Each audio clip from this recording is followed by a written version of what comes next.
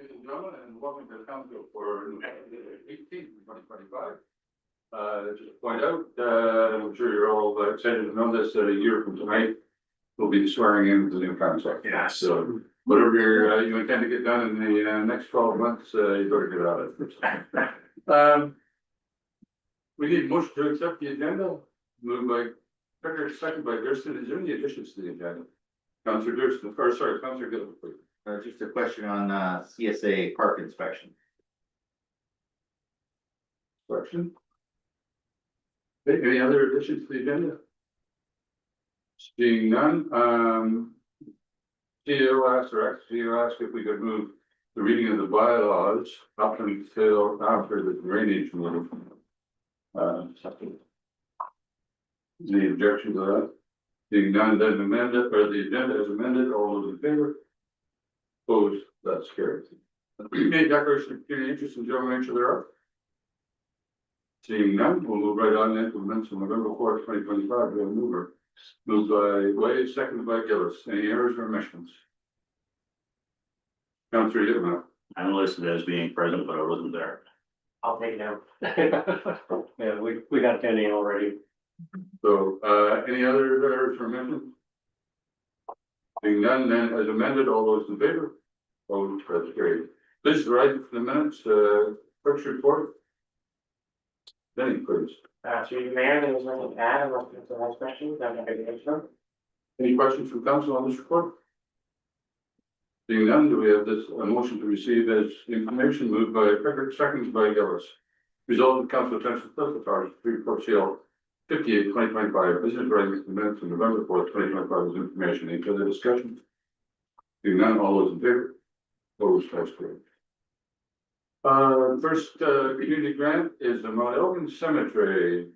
Bart, come on. You can bring your sidekick with you. Okay.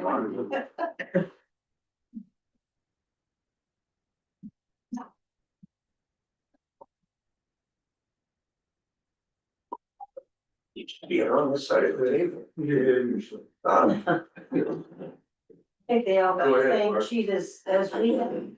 Last year, we only sold 1 plot, we had 3 cremations. And, we had some vandalism at Mount Alvin Cemetery. Last year. And is there any questions? You've got the same sheet out here. Okay, so we have, all the information to send. Any questions from council? Councillor White. Just one kind of vandalism, theft of Vases, vases, okay. we had one really bad one, like. There was a big monument there with glass and the monument was up top and they smashed the glass. No, they didn't, it wasn't a Yeah. plexiglass, that wasn't. Those clubs. Oh, was it? Okay. Anyway, they took the urn, dumped the ashes and took the urns. Pretty sad. Yep. Any other questions? So, a year or so ago, Bart, we upped it from 6,000 to 8,000 grant Mhm. for tree removal, and I see it stayed there. Is there another tree we're removing? Good possibility it should be. There's a large, there again, large evergreen that's leaning. We supported it last year. And you can see on the ground, beside it, that the roots, it's starting to let. It can stay there for 10 years. It could go on 2 months, who knows? Okay. Any other questions? I don't know if you saw on the news last night, the police caught somebody or a group that had damaged 300 niches and something in more Toronto Hamilton area, but and stole a whole lot of stuff. You just wonder about people. That's right. Anyways, people are funny things. Any further questions for this? Okay, well, we're in the middle of the budget, so you should know sooner rather than later. But thanks for all you do for the cemetery. I know it's kind of a thank you, so and yet it's absolutely essential and necessary in the community, so I appreciate it very much. And you've been at it a long time, Barb. Yeah, So I'm glad to see you bringing on, you know, a new guy and there's nothing I else. bring a to new do. one every year, right? Anyway, thanks very much. I'm old. Thank you. Sorry. I think the next one is Jim Eager from the, English and Nature Club. Jim, come on up, please.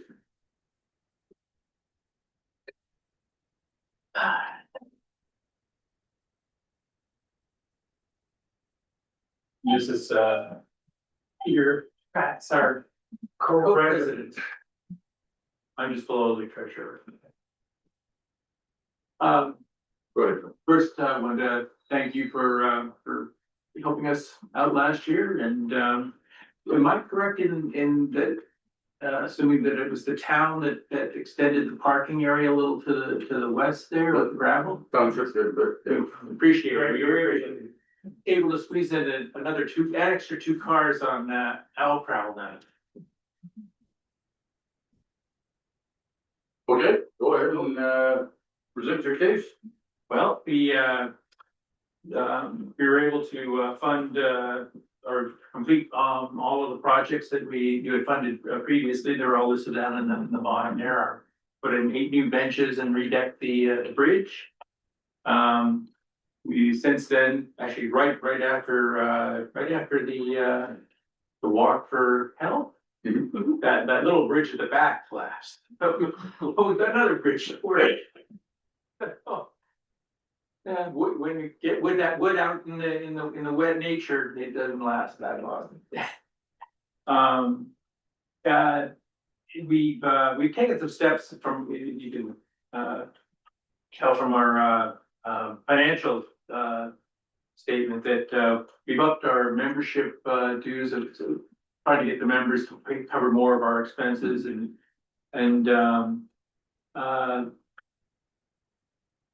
just to try to establish a budget, projected budget every year for maintenance and replacement of infrastructure like those bridges. So we also finished our commitments on the Phragmite treatment. We are not going to be doing any more. It's knocked it down, didn't eradicate it. I don't really do that. So one of our members, Sheila Fleming, she found an alternative to spraying. It's goats and sheep. There's a woman that brings her herd and they just mow the stuff down, literally. But it's even more expensive than spraying. So we'll go back to cutting and burning in the winter, maybe. But as I said, you can at least see the pond now. For a while there, we couldn't even see the pond. So trying to get ahead of our maintenance, trying to establish a budget every year and start to plan for things instead of having them just happen. Right, so other than the bridge, what are the projects for 2026? We've got, given that the stringers in that bridge are the same age as the stringers in the big bridge, we're gonna have to look at reinforcing those. I don't want that bridge collapsing when somebody's on it. That's a longer span. So there's that. Some drainage, cross trail drainage things. We want to put in some bury some pipe, and so that we don't have wood on it that's only going to rot out. What was the other thing? Or redoing the roof on the back. No, Back building. yeah, that we're covering ourselves. Yeah, we're covering that up ourselves.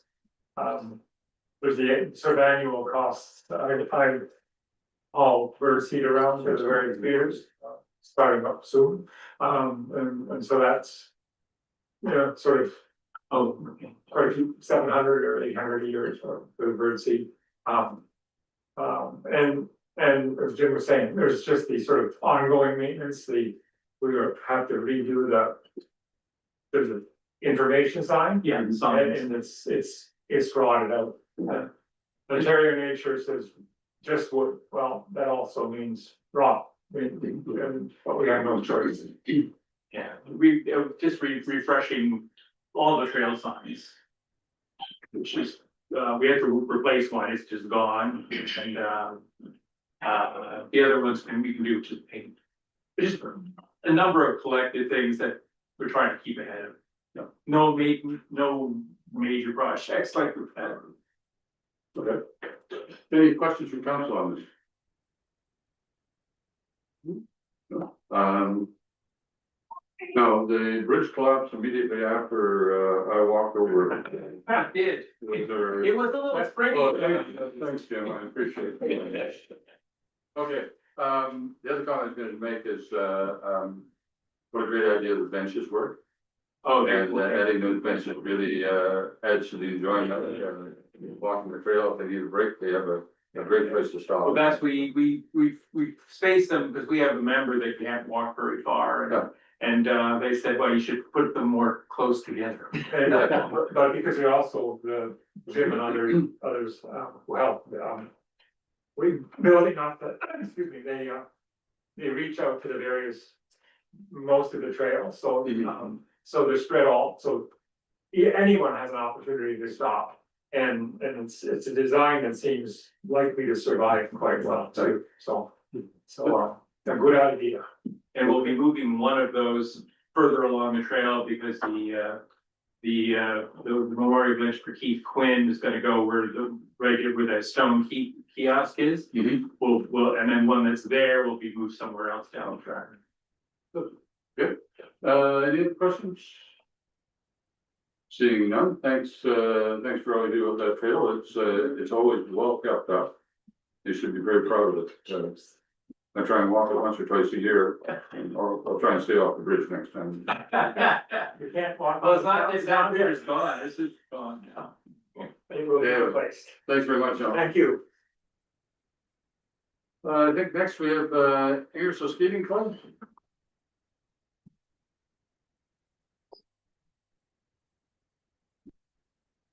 Thank you.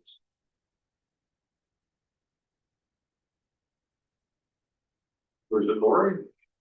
Okay. Nice to see you again. So I'm representing Ingersoll Skating Club as president. This is my vice president and successor, Olivia D'Ambrosio, joining us as well today. Here again to request the community services grant for $2,000. Our club is a nonprofit club supporting the Ingersoll and surrounding areas. Currently, our registration for our fall session starting in September consists of 12 skaters from Southwest Oxford. That's about 10% of our membership. And then we have a new round of registration opening in December, so potentially that number increasing a little bit afterwards. We have skating sessions. We teach the littlest person to skate in a parent and taught session starting at about 2 years old. Our oldest skater is about 46. We do advanced power skating skills, which is for hockey and ringette players. And we also obviously do figure skating lessons and with a number of our skaters competing eventually in figure skating. So we're just looking for this grant to support our ice costs. The ice costs in Ingersoll are about $152 an hour, coming up to between $7,000 and $7,500 per month that we would pay in ice fees. And we're always looking to keep that affordable for kids. Okay, thanks very much, Lori. Any questions from council? Councilor Wade first. And through the mayor, how many of your members are from Southwest Oxford? 12 so far this year. Yeah, so that's 10% of our membership. Okay, and Councilor Hibble, you had a question? Thank you, Mr. Mayor. What's your registration fees right at this point in time, or does it vary depending on the program? It does vary. So we anticipated this year to be a little bit tougher in terms of registration, especially for the smallest children. With the GM issues in county in Ingersoll right now and just the affordability of life in general. So we attempted to significantly cut the cost of our Kinskate fees in efforts to get more people involved. I think our regular 11-week session is currently at $145. That's down about 20% from last year. And we were hopeful that we could, we took a gamble, but by cutting that, we would hopefully get more people and meet our costs that way. So our numbers have increased, so we're looking at balancing that budget. Figure skating lessons can go up to $700 to skate multiple times per week. Any other questions? Seeing none, well, we're kind of in the middle of the budget, so you should know by the end of next month for sure, so. Very good, I appreciate your Thanks, time. and thanks for your work, so on behalf of the 12 from Southwest Oxford. Thank you very much, and congratulations on moving up to president. Wait. Take care. Yeah. The next one is Beachville Legion. It says Darlene Graham, but I'm guessing it might not be. You're right. Okay, come on up, Darlene. Thank you, got the right Darlene, anyway, Yeah. that part is right. I have to apologize for Darlene Graham not being here, she's a little bit under the weather tonight, so she just asked me to help to take her place. Been here before. Oh, yeah, I've been here many times before. First of all, I'd like to, thank you all for supporting, the support that you've given us at the Legion. We appreciate the support of the township and the partnership we have developed within the community and with the museum. We provide remembrance and respect for our country and our past and our work within our community for our future. I'm not sure what information Darlene has passed on to you, but the grant that we're asking for is to upgrade our camera security system. The one we have now is obsolete and our cameras are starting to go down and we can't replace them.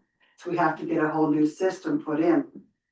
They're usually, well, depends on where you get them from, anywhere from 1,500 up. Another project, some of us, you've been at the branch on November the 11th and seen the upgrade we've done on the front of our Legion with the new pavement. And back side, on the one side, in the next couple of years, we hope to do the rest of the pavement, but that's an ongoing, project.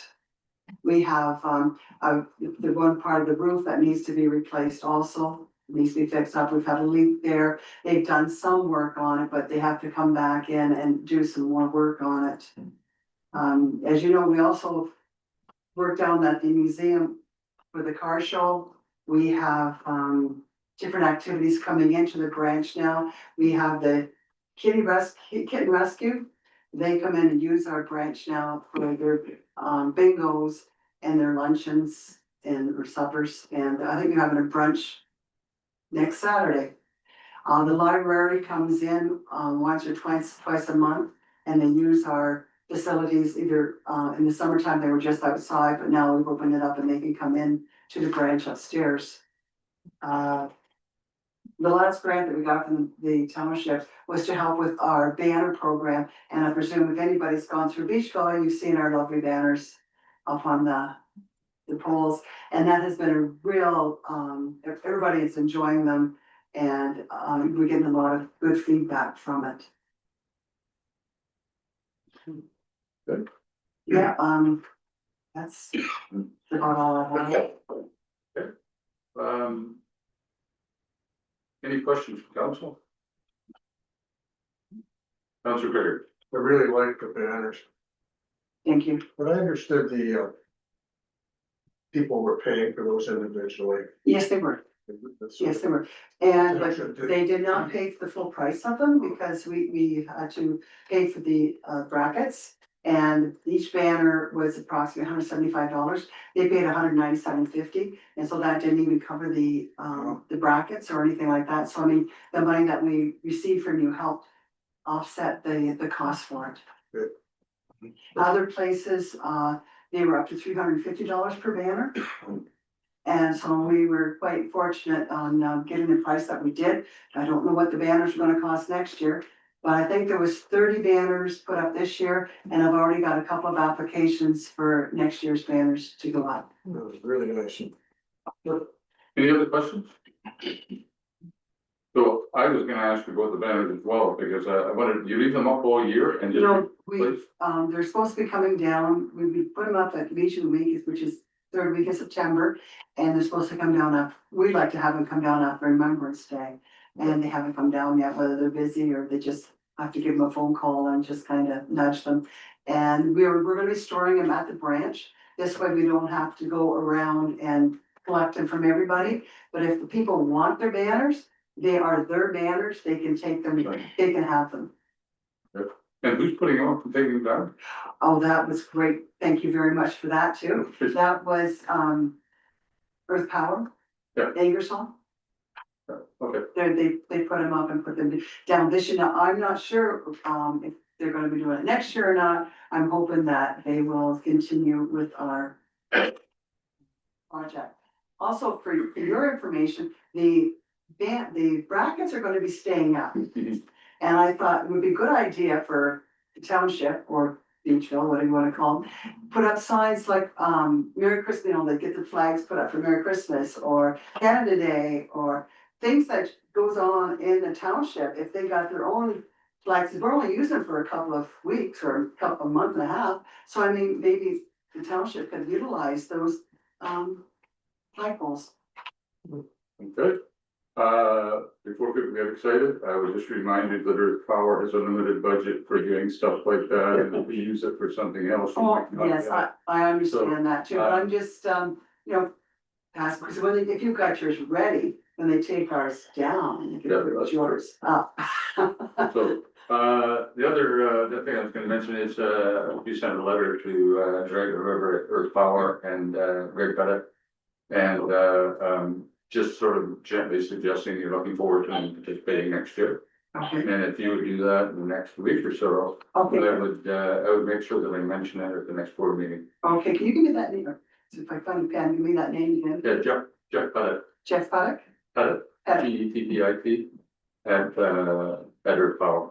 Of course, I don't have a pen with me. Send me an email in the morning and If you would email me in the morning, that'd be great. I'll send you the address. Okay, thank you very much. Okay. Thanks, Charlie. Any other questions for Darlene? You none, thank you very much, and as a board of the groups will be, deliberating on budget. Well, some tonight, but over the next couple of weeks, and we'll get back to you. Okay, thank you. And Okay. just to let you know, December the 5th, we're having our annual Christmas, dinner with the Legion, $20, plate, get your tickets. And you can go to dinner, and then you can go for the lighting of the That's- museum. So, We have done enough so that you can get to the lighting of the what are you having for dinner? turkey. Turkey. Turkey and turnip and potatoes and gravy and cake and coleslaw and coffee, tea or beverage. Okay. Thank you very much. Camille Pilsenberg, oh, sorry, no, the wrong one, Trumpet of Truth. They here? They're not here, okay. Well, then we can move on to, Mud Oak Hall Board. Haven't missed anybody ever, no. Come on up, George, please. Thank you. Go ahead. I'm gonna have to stand behind your head there to see that, I suppose, but, anyways, a little Don't need to small, move. little small. I think I got the numbers in my head. Okay. I worked on this so hard and so long that everything's etched into my head. I can see it pretty accurately. I got it all there and I probably don't need to look at anything. So anyways, yes, thank you. So we're submitted the budget. We're showing a small surplus of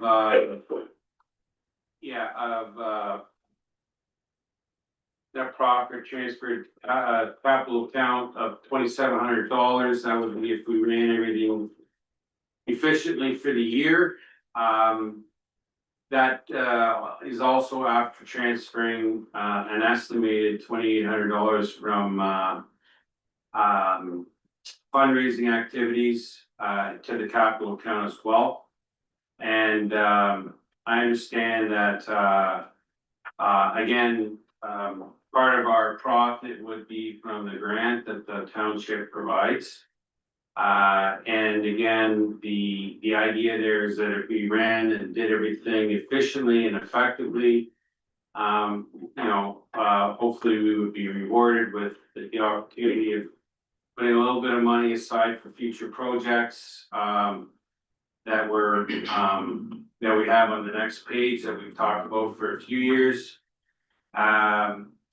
Gross revenues projected to be down a little bit, couple things there, and primary reason I suppose is because our booking agent is sensing a drop in some bookings. Maybe a little more competition in the area, a few other places have maybe hung out their shingle. And I think we gotta think about the economy, we all know that the economy is not razor sharp these days. And we might get a little bit of, a little less activity, so. The other thing is some interest revenue is reduced, projected to be down. That's just a reflection of interest rates. And the other thing there is would be the fundraising. Yes, it's getting tougher to find volunteers to do things. So we're hoping to run a couple of events next year and do some fundraising. Expenses were primarily adjusted for some inflation. A couple of the bigger items I took an average of the last couple of years to kind of come out with what would be a reasonable anticipated expense. So that's my explanation in a nutshell, and I'm gonna be happy to answer any questions. Okay, and any questions from council? Councilor Pickard. I see your year-to-date net is almost $11,000. That's very good. Yeah, and primarily, again, a good chunk of that, Jim, would be from possibly just one of the numbers standing out is maintenance. And that's just here nor there. I mean, you know, so you can get into, things can happen, right? No, So it's nice. yeah. You should have a good profit. we should be good for the year, yes. Okay, any other questions? So you raised the question, George, about transfers here, $2,800. So $5,600 profit. Would that be a fair way of describing it? So 2,800 to your, So if you, the line, so the, if we transferred $2,800, if everything went as according to the budget. And we transferred $2,800 to the capital account, our cash flow would be. Our net cash flow would balance out, it would be zero. okay, that's in your budget. That's in the budget. Yes. So the $2,700 is, $2,700 is surplus. Of expenses, of revenue over expenses. After we transfer the profits from fundraising. Okay. So the idea is that, I don't know you get much fun, you understand, the activities in revenue, net revenues raised from fundraising should really go to the capital account for projects, right? They shouldn't that's what fund, it's for, yeah. shouldn't fund operations, right? So there's $2,800 projected, $2,880 projected to go to the capital account from fundraising. Hopefully we'll have successful fundraising, that's our objective, and then if everything else runs according to budget, we'll have a surplus of $2,800 on top of that.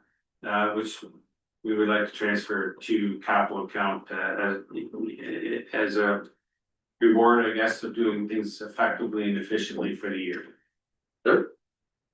Oh, just wanted to be clear on that. I can well imagine you gotta raise money for your capital project at some point, whether it be, you know, addition to the building or new equipment or whatever, so. Appreciate the fact. And we're mindful that I am one too, we're mindful of the taxpayer, so we're not trying to be unreasonable in the sense of asking for a great big inflated transfer to overfund our capital account book at the expense of, you know, taxpayers too. It's gotta be realistic and something that people can align to, so that's the thinking there.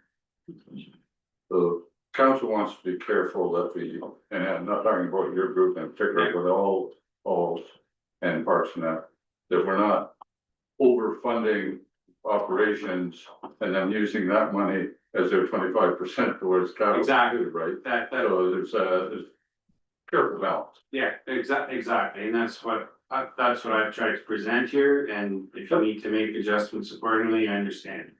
Okay, Councilor Pickard. Are you still going ahead with the addition? That's, I guess that's subject to, I put it in the, capital budget. For something to consider. I'll be honest, I'm not sure what comes first there, the chicken or the egg. It would need to be supported by township.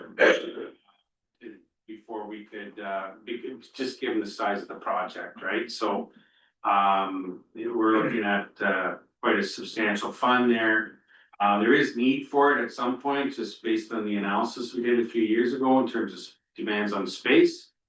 And we also understand that it needs to line up with priorities of the township too. Councilor Berger. So if we were to build a new municipal building. And the library went to that facility. Yeah. Then effectively you wouldn't need, That's again, that is an option as well. that could be an option, yes. So these are the things we do. You could wait 2 or 3 years, Yeah. Okay, any other questions? Well, we were just in the, what we call last, Friday night, I guess it was, for the Department Appreciation, dinner, and, things look good. Really good, so thanks for all the work you do there. Yeah, it's a good group and, yeah, hope we can keep it all going for a few more years yet, so, yeah. And if you know of volunteers, send them our way. Adam Prosen, very good. Okay, thanks very much. Thank you. We'll just start as soon as we get the budget. Okay, thanks a lot. Okay, thanks, sir. Bye-bye. Okay, the next appointment is for 7:57. And let's try to figure out what time it is. Oh, very close. 7 o'clock. We're here for the engineer's report on the Hiram Allen drain. Gentlemen, if you want to come forward and tell us about the report, go ahead. Perfect, thank you. My name is Steve Brickman, I work with Henry Engineering. I'm the author of this report. And we do have a bit of a slide deck here on the screen that's shown here now. So I'm just gonna work through that slide deck, but basically the purpose of that is to really hit the high points of this report. I do trust that everybody has had a chance to actually read the report, but this will focus more on the key points there. So if I can just get you to go to the next slide, please. The location of this project, on the right-hand side, we've got an outline, a Google Maps outline of the municipality of the township of Southwest Oxford. The red circle, just kind of north and west of Tilsonburg, is the location of this project, and then there's a call out showing the approximate watershed as well. So, next please. Our authority to prepare this report, it came under 2 sections of the act and from 2 different council meetings. So the first one was a section 78 appointment to investigate the existing drainage system that's there. And that authority came from December 17th, 2024.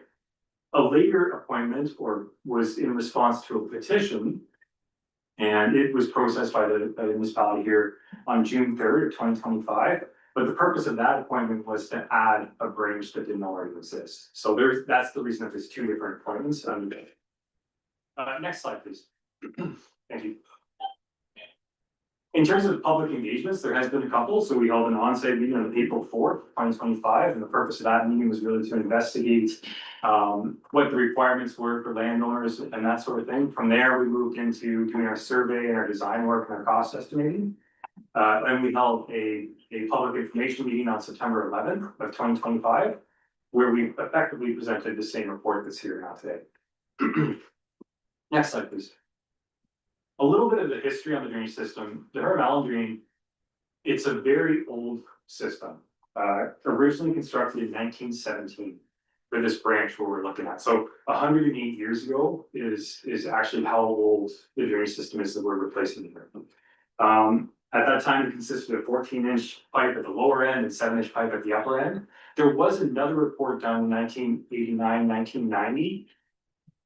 And it was proposing works on this branch, but through tribunal order, those works never did take place. So this drainage system really is, it's already in place right now, is 108 years old. Next slide, please. So that's the first bullet of this page here. So some of our findings, the drainage system is very old. It's not of sufficient capacity. It's 100 years old. It is small and undersized for today's standards. It's also not deep enough. So those 3 things really simplify this down. It's an old, in poor condition, it's too high, and it's too small. There has been some recent tiling work done within the watershed too, and that tiling work has a poor outlet. And the upper end of the Burnell drainage system is no longer in use and hasn't been in use for some time. And there is one property here that doesn't have a legal outlet. It's the Austrian Farms Limited property, which is in response to that petition that we have. And the watershed is about 155 acres. So next slide, please. And on this next slide, I'm actually not going to read over everything. Basically, what we're recommending is the replacement or the reconstruction of this east branch of the Carmel drainage system, as well as an additional branch A to service that one property which doesn't have that legal outlet. And we're also abandoning that portion of drainage system that's no longer in use. So by abandoning it, it removes that feature as a liability for the township. And that pretty much sums up what the proposal is. The next slide here is actually the cost of the project. The estimated cost comes to $218,000. That's made up of those categories listed above. So allowances, construction costs, engineering time, environmental consultations is pretty minimal.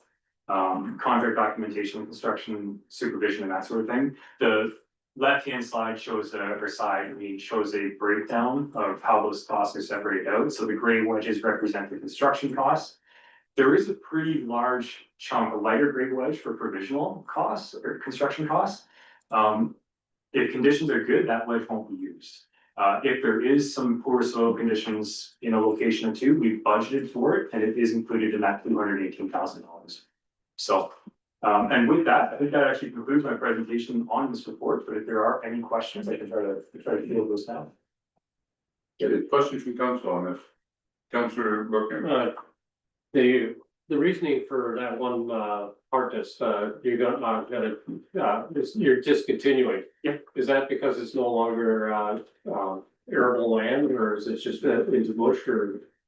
It's through the mayor, that chunk of drainage system that's no longer in use. It was servicing a property that's now draining in a different direction. Okay, so there's nothing going into it anymore. And then the farmer, the drain or the property that the drain is on right now, the farmer's actually tiled downstream to the Hurrell drain instead of using the system at all. So there's nothing in it and it does go through. Yeah, okay, thank you. Any other questions on this? Seeing none, okay, so this is where anybody in the public that wants to ask questions on the drain. Not related to the assessment cost, which comes up at the Court of Division in probably a month's time, so. Anyone in the public have any questions or concerns about the drain? Oh, have you had any questions or concerns raised? During so, Sir, during the preparation of this report? or after the report was out? No, we haven't had anything. We've had very good turnouts at our public meetings. I think we've connected with pretty much everybody already, so no, nothing is really coming up. All right, no other questions then? So the process here would be that we pass the first and second reading of the bylaw eventually tonight. There's a recommendation in the report. Right. Don't we?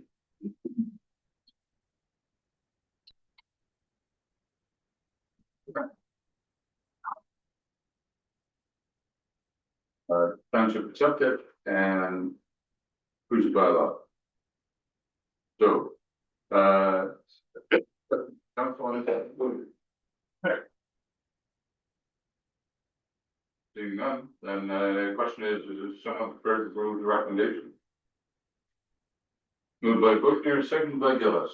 Result of the council of Township of Silver to accept the report attached as appendix A to report DE 10/2025, prepared by Headway Engineering and dated October 31st, 2025, regarding the east branch of the Iron Alum Municipal Drain in accordance with section 78 of the Drainage Act, also 1990, chapter D17, and for the council approves a bylaw in the form prescribed by the regulations with the engineer report attached to it for the first and second readings by council, at which point the report shall be considered to be adopted and the bylaw shall be known as the East Branch of the Iron Alum Municipal Drain 2025 provisional bylaw.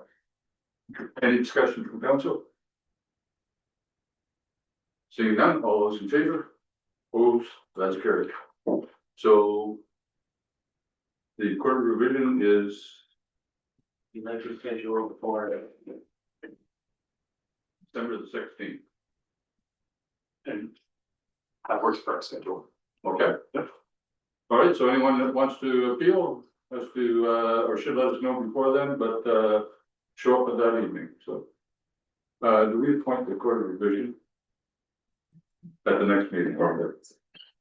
Okay, thanks very much for your time tonight. We're now down to the, next appointment was, April next, and Anna, do you want to come on up to the table? And talk about, interesting planning issues.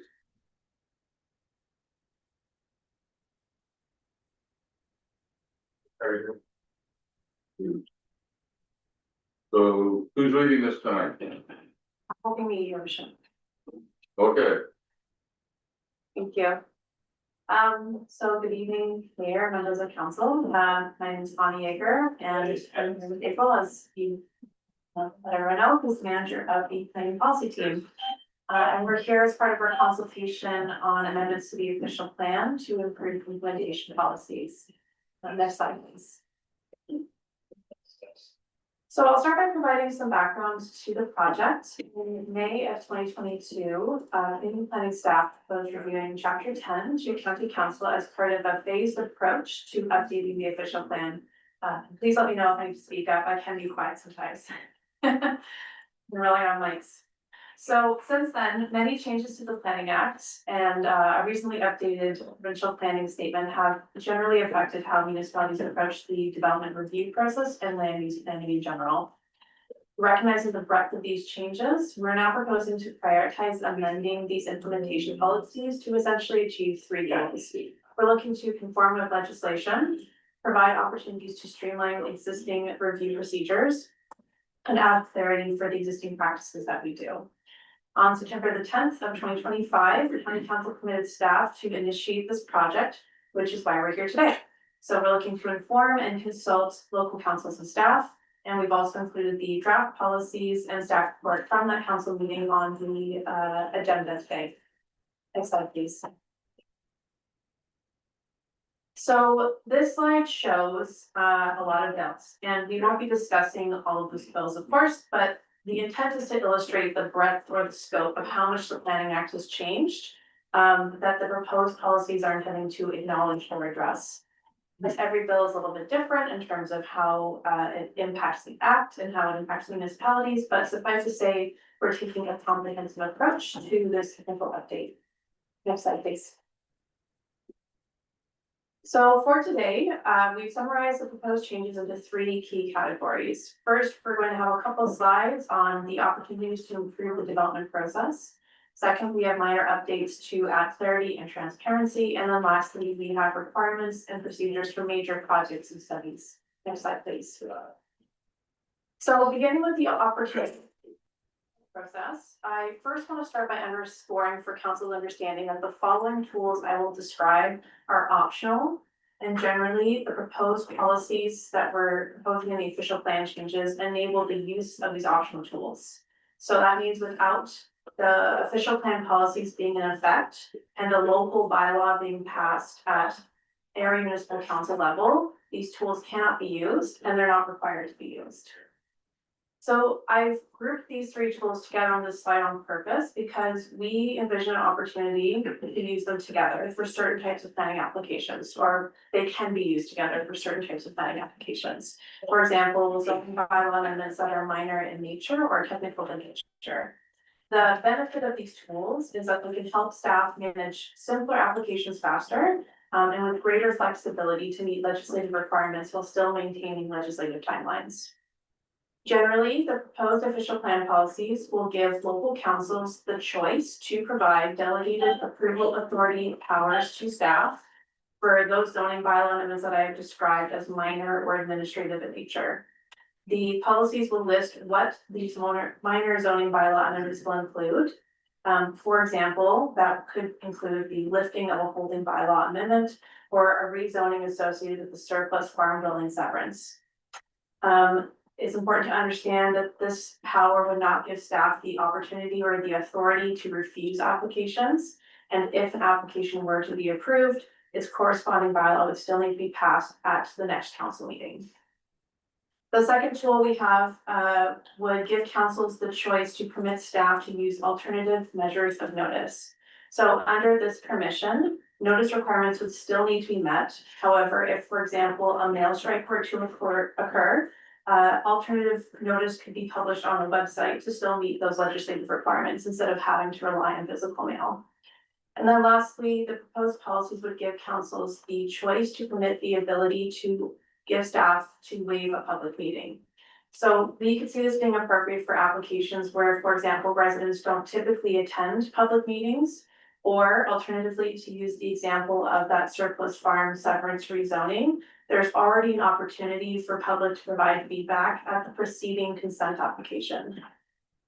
Again, notice would still need to be given to residents about the application to provide any input as desired, and this provides staff the flexibility to complete simple applications faster and remove duplicate.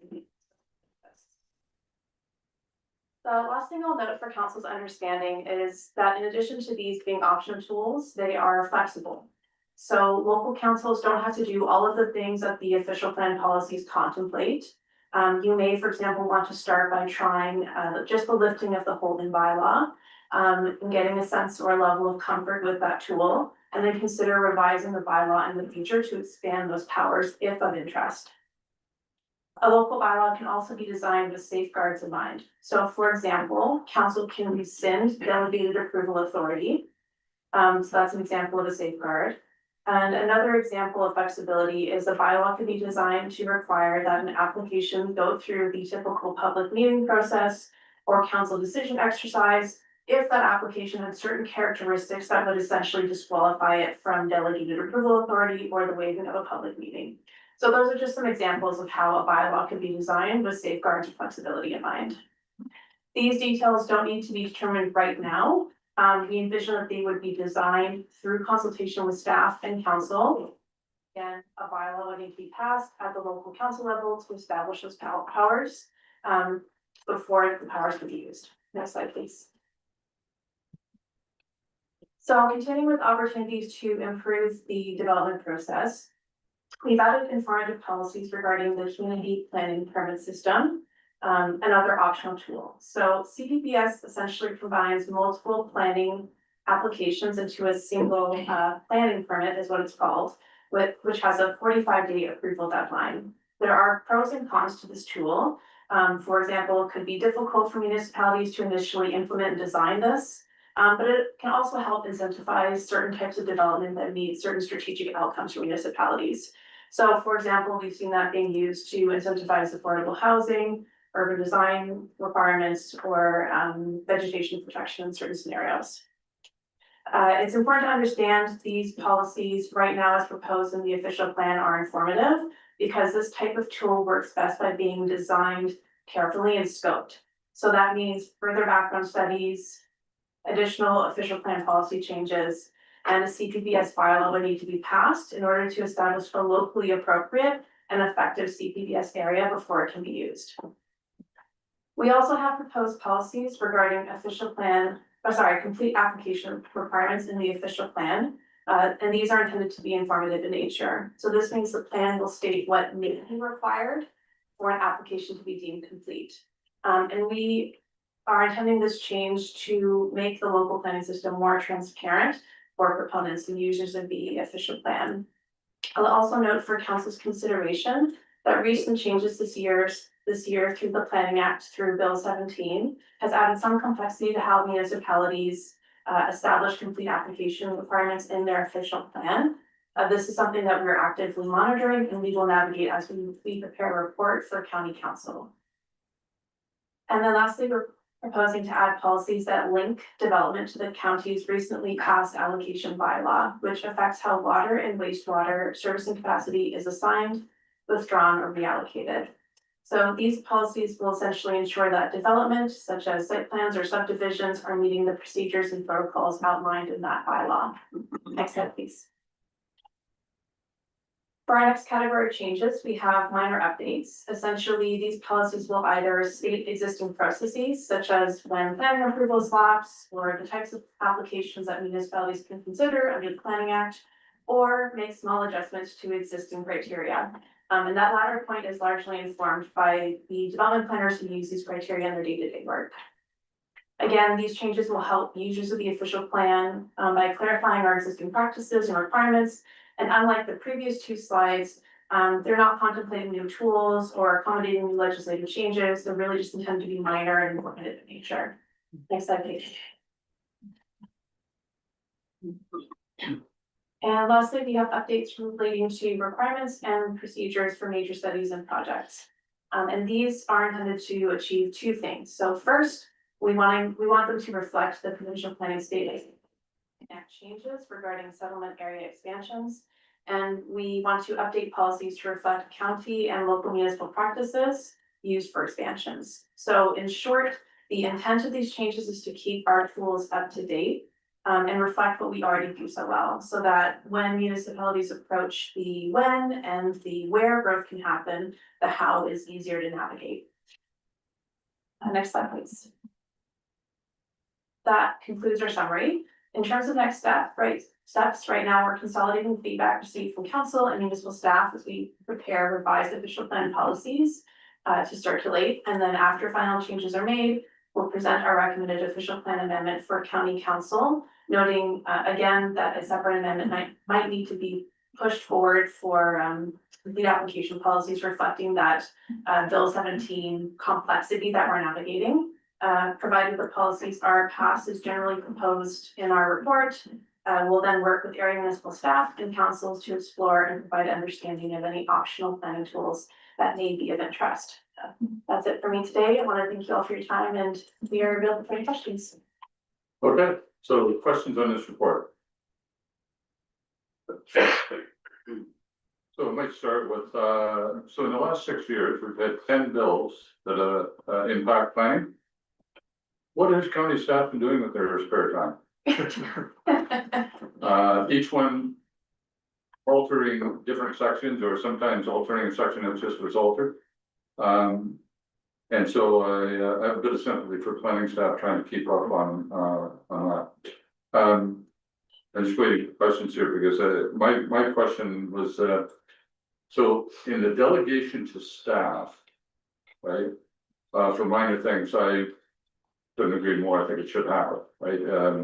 Lifting a holding pattern, for example, on some very simple, there's consent, a building or a lot has to be rezoned, that kind of thing. But I wonder if there was a minor thing that staff said, you know, this should happen. And for political reasons, after staff had already agreed to it, gets to the next council meeting, and for political reasons, council said, no, it shouldn't happen. I'm just wondering how would that be dealt with? So, to you, your worship, so part of this is going to really depend on the types of scenarios or how we establish that delegation bylaw, and that's sort of the next step once we have the OP policies in place.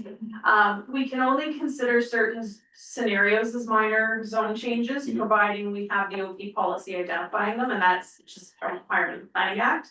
But then in terms of the types of things we might want staff to consider to flag as to whether or not something should or shouldn't be delegated, so to use that surplus fund dwelling severance example, delegation from a staff perspective is probably being considered for a rezoning that meets all the requirements of the zoning bylaw. If they needed to seek variances or other relief in that kind of a scenario, that's probably an example where it still needs to come through and go through that public meeting and council process at the local level. Equally, that delegation bylaw though could consider other things in terms of if we had done the notice and there was comments received even at the land division committee, that could be one reason why we would still bring it back to local council to see. So we can start to sort of talk about the workflows of that in terms of an implementation framework and how that feeds into a delegation bylaw. That is going to be part of next steps. Planning staff are also looking to be moving forward with some discussions with each of the area municipalities around the service delivery for community planning. That's going to be led through our director of community planning, Paul Michaels. So we see the timing of this amendment actually helping inform some of those other conversations about how we can improve processes. And where those processes need to be supported by, say, a delegation bylaw or other tools. Being able to sort of put all of that together into a holistic package for council's consideration. And to help support, delivery of effective planning process for all of our area municipalities. Okay, so.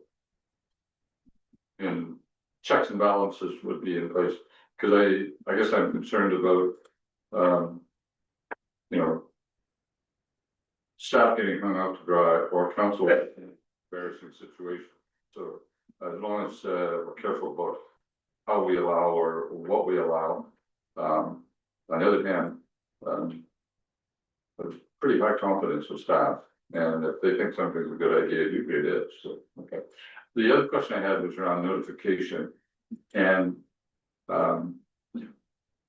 in trying to be transparent, making sure everyone is aware of whatever is happening is a good thing, right?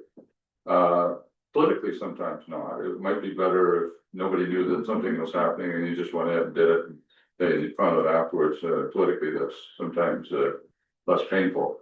But I just wondering, the balance between making sure that people know and quite frankly, like if the way we do it today is simply putting it in a local newspaper, 3/4 of the people in this room would never read it, right? And so we need to change that to a better, in my mind, we need to change that to a better system so that people are better informed. And just a yellow sign in front of a property doesn't necessarily work either unless I happen to be on that road and actually stop the reading. So, I mean, there's all sorts of problems. I just want to make sure that whatever we do is fair both to the proponent and to the community as far as that they were notified in an appropriate manner that we actually expect them or anticipate that they'll use. And putting it on the township website, for example, is not one of those, right? No, I shouldn't say this. Very few people check the website on a regular basis to see what's happening in planning or anything else for that matter, unless you're upset looking for somebody's name and phone number. And I usually just give them the council's name, so. Okay, and that's the other thing, is there's gotta be a balance and maybe some rethinking about how we notify and what's the most appropriate and fair way to everybody. Any other questions from council?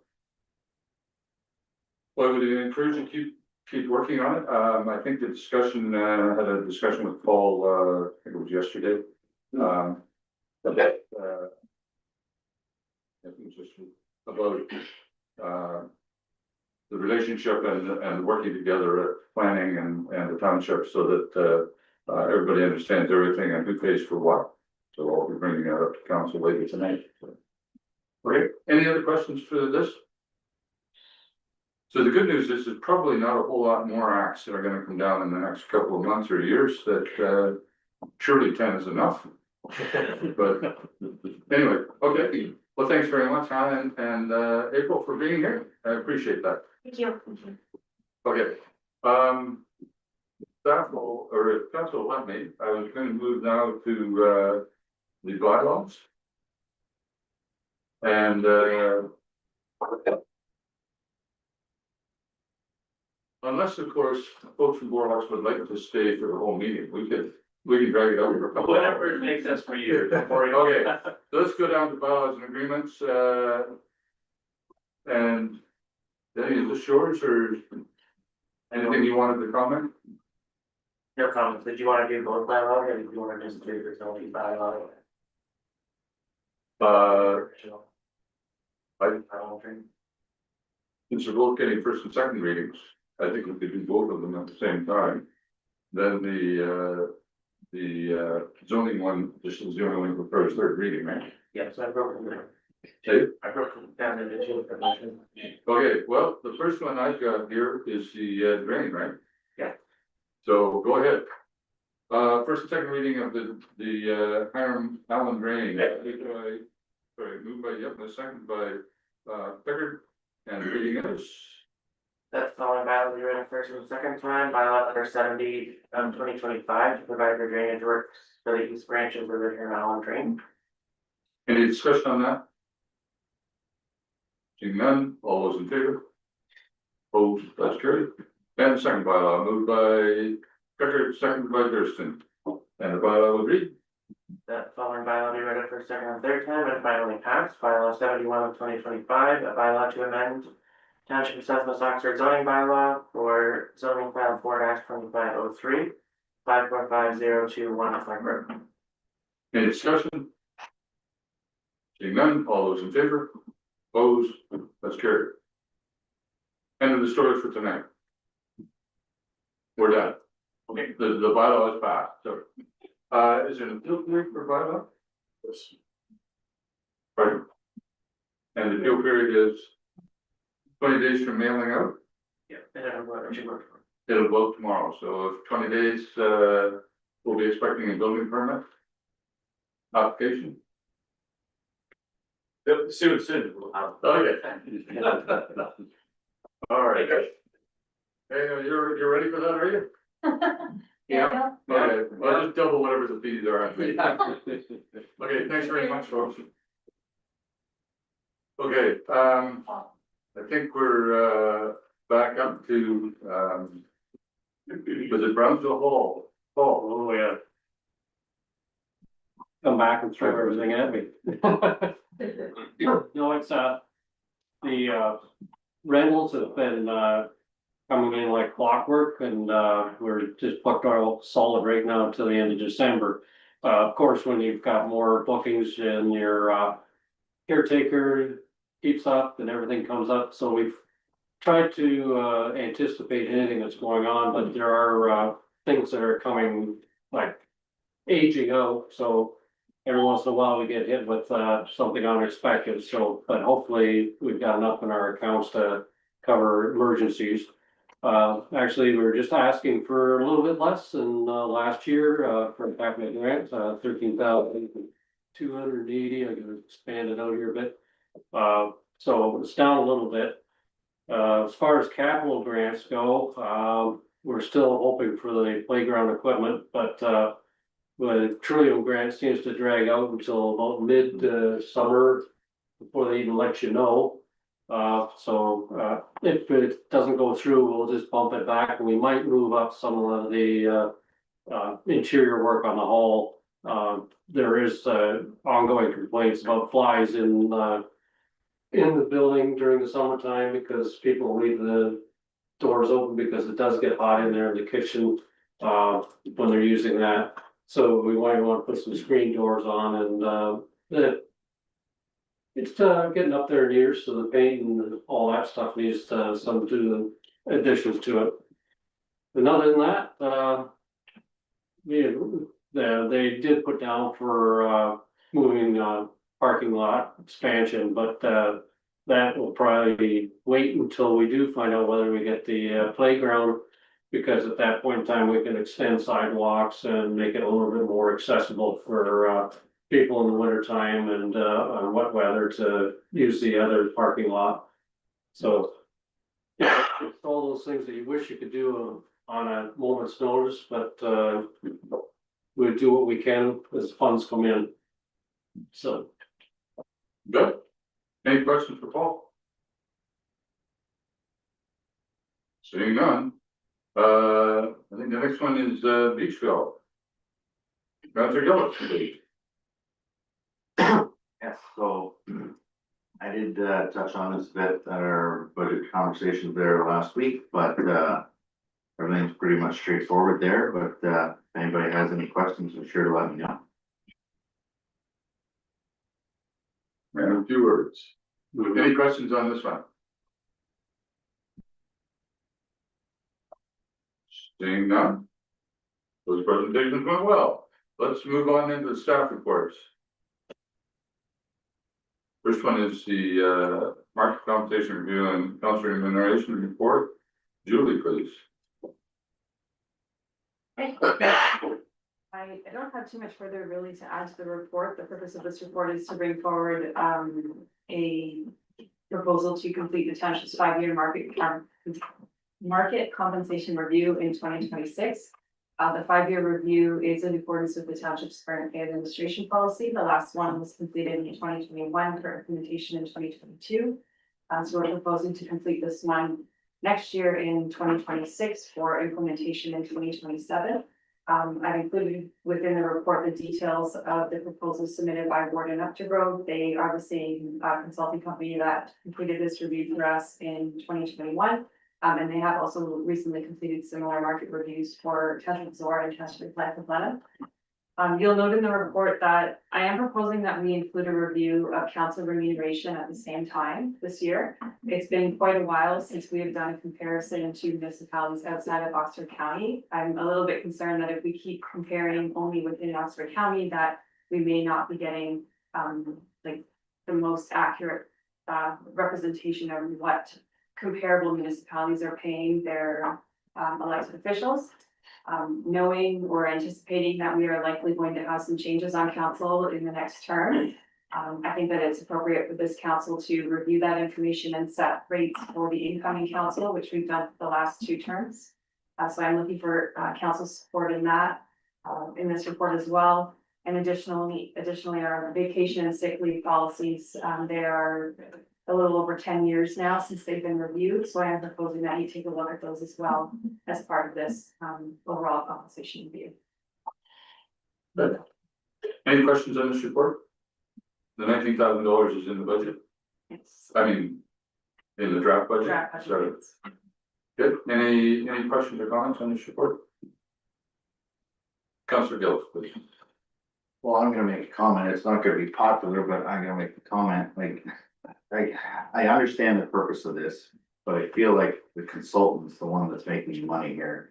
Like, I feel like we would be better off just to use that 19,000 and spread it amongst our employees compared to doing this whole survey as it is. Based on the last time and times before, the results that have been given, it pushes the pencil forward. I feel like when they do these reviews with other municipalities, if we all continue to do them and move forward, well, we're all gonna either fall behind and have to keep moving forward. So it's kind of it's gonna happen regardless. If you know, I feel like our council has always moved forward, cost of living. I think government people that work in government are very lucky that that happened. Private sector doesn't have that. I feel that it's a challenge and it's a cost to the township. But I don't know, I have mixed feelings about it. Good, any other comments?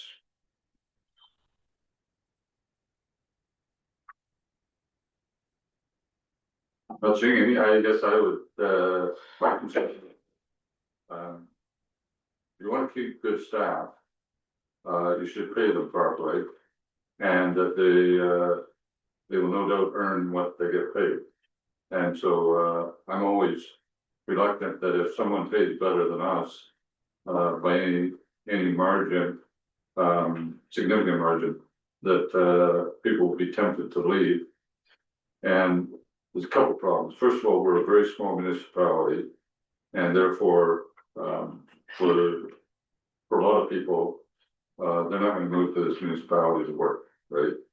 The other thing is, being a small municipality, is that we don't have the opportunity for, you know, we have big departments where people can actually move sideways or up in the department over their work history or the work cycle. And we don't have that opportunity for a lot of forward advancement for people to get them, you know, move forward in their pay scale and that sort of stuff. So, in my mind, paying them properly is it's a cost, but there's value there if we can retain the caliber of people that we want to retain. So I agree that $90,000 sounds like a lot of money. On the other hand, it may be relatively cheap if we lose 1 or 2 people. So in the cost of trying over the next 5 years and the cost of trying to entice people to come. So Julie, you wanted to say? Yeah, I was just gonna, I recognize that there is cost associated with this project, but it is specialized work and information that we're getting from the individuals. I think that by hiring a third-party independent company to do this review, it does enhance the integrity of the process for all of the staff and for council as well. You know, I think trying to make some of these decisions about where staff is going to place on a pay grid and if there's going to be increases, I think that puts staff as well as council in kind of a difficult position, and how do you make those determinations without having an independent review of what's currently being paid, what people's job descriptions are, there is value in receiving that independent advice. Any other comments? Councilor Booker. I kind of agree with Craig, but on the other hand, this proves to the public that we're not just pulling figures out of the air to pay staff. It gives us a sense of security knowing that we can say, yeah, we're paying this much because this is what's going on outside of our area. We have to compete. And so, especially when people are already hounding us to keep a zero budget, it's gonna be difficult to explain to them why, oh, okay, everybody's getting this increase. But if it's a third party and not us doing it, then it gives you a little bit of confidence to say, yeah, this is why. Any other comments? Councilor Bicker. I think it's just 4,000 a year. You know, you look at it that way, this is almost painful. Any other comments? Councilor White. I kind of agree that with you, Mr. Mayor, that we need to go outside the boundaries of the township and see exactly what is being offered elsewhere. Just so that we can be up to date with for our employees. But in the past 15 years on the council, I've had people comment or ask, where do we come up with how we pay our employees? So this can answer that question, but we do surveys to our third parties, we get answers from comparable townships, and it seems to answer the question. So I think we need to do that. So as a counselor, if you get asked on the road, you've got something to back up why we're doing this. I don't have a problem with it. Any other questions or comments? Seeing none, do we have a motion then? Moved by Pickard, and your motion would be Approved. to approve the recommendation, seconded by Way. So moved by Pickard, seconded by Way, resolved that the town. The council substructure is report CEO 39/2025/2026 market compensation review and council remuneration review, work plan and consultant proposal as information and further council approval. Proceeding with the comprehensive market compensation review for township staff in accordance with the township pay administration policy requirement for a 5-year review cycle and a concurrent council remuneration review in 2026. And further, council approved the proposal submitted by Warden Upgrove to undertake the staff market compensation review, vacation and sick leave policy review, and the council remuneration review. An estimated cost of $19,000 plus HST to be funded from the 2026 operating budget, and further the results of the review be brought forward to council in Q2 of 2026 with any recommended updates to staff compensation and council remuneration implemented effective January 1st, 2027. Any questions? Could you read that over again? I just wonder if the mover and seconder, the last bullet point, further the results of the review brought forward to council with any recommended updates to staff compensation and council remuneration implemented effective January 1st. This council won't be in position to do that. Right. So I think it needs to say potentially be implemented and Sorry, I should say subject to. subject to, yeah. So 2027 budget deliberations. Mover and seconder, that's all right to amend it, okay? Any further discussion on this? Councilor, The limited experience I have with these things is that it never gets cheaper, and so it's likely gonna add a significant portion to our budget again for discussions in next year. well, that would, depend on whether you're here as a councillor next year. Because the budget for 2027 won't be passed by this council. Right? So, get out there and pound the roads and get yourself elected, that'd be my suggestion. Any further discussion on this? All those in favor? Opposed, that's great. All right, update job descriptions for the chief building official and drainage inspector or superintendent. Julie, please. Thank you, Mayor.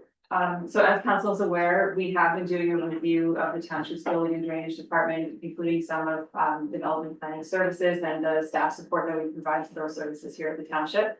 I have mentioned previously that we are seeking to amend the township's chief building official job description to combine the chief building official role with the drainage superintendent role. Daniel and I have had conversations about this, and he is here as well tonight to answer any questions that council may have, but we do think that this will set the department up well moving forward. And then we will hire a building inspector and plan. And our hope is that we, by hiring this position, it will help Daniel support him in overseeing drainage operations within the township, which he is very strong in doing. And then we will have another individual here at the township that will assist with building permit plans review and assist with building inspections as they come up. If we find someone that also has some drainage background, then we may be able to look at that as well in the future, but our focus is really on finding someone else to come in and assist with plans review and building inspection services. So we are looking for council to approve these two job descriptions. As you're aware, our current contract for CBO services will end at the end of January. So we would like to have the building inspector and plans examiner position filled by that time so that we can have a little bit of cross training there with Daniel moving into the CBO role as of February. Okay, any discussion on this report? Councilor Booker. Just a comment, I've read through all of them, and I'm thinking to myself, you almost need a lawyer before you sign on to that. That's a lot of contingencies that are in there, and it's mind boggling how detailed you have to be anymore. Part of the reason the job descriptions are so detailed is because when we do things like our market reviews and they do job evaluations and pay equity, they need all of that information so that they can determine how they place positions on the grid and to determine pay equity. Any other questions or comments, Councilor Abram? So the second job description there, Julie, is it anticipated that it might be a little bit easier to fill than, for instance, a CBO position? That is our hope, yes. Any other questions? Councilor White. So if we approve this tonight, will the process start very soon to hire someone? Yes,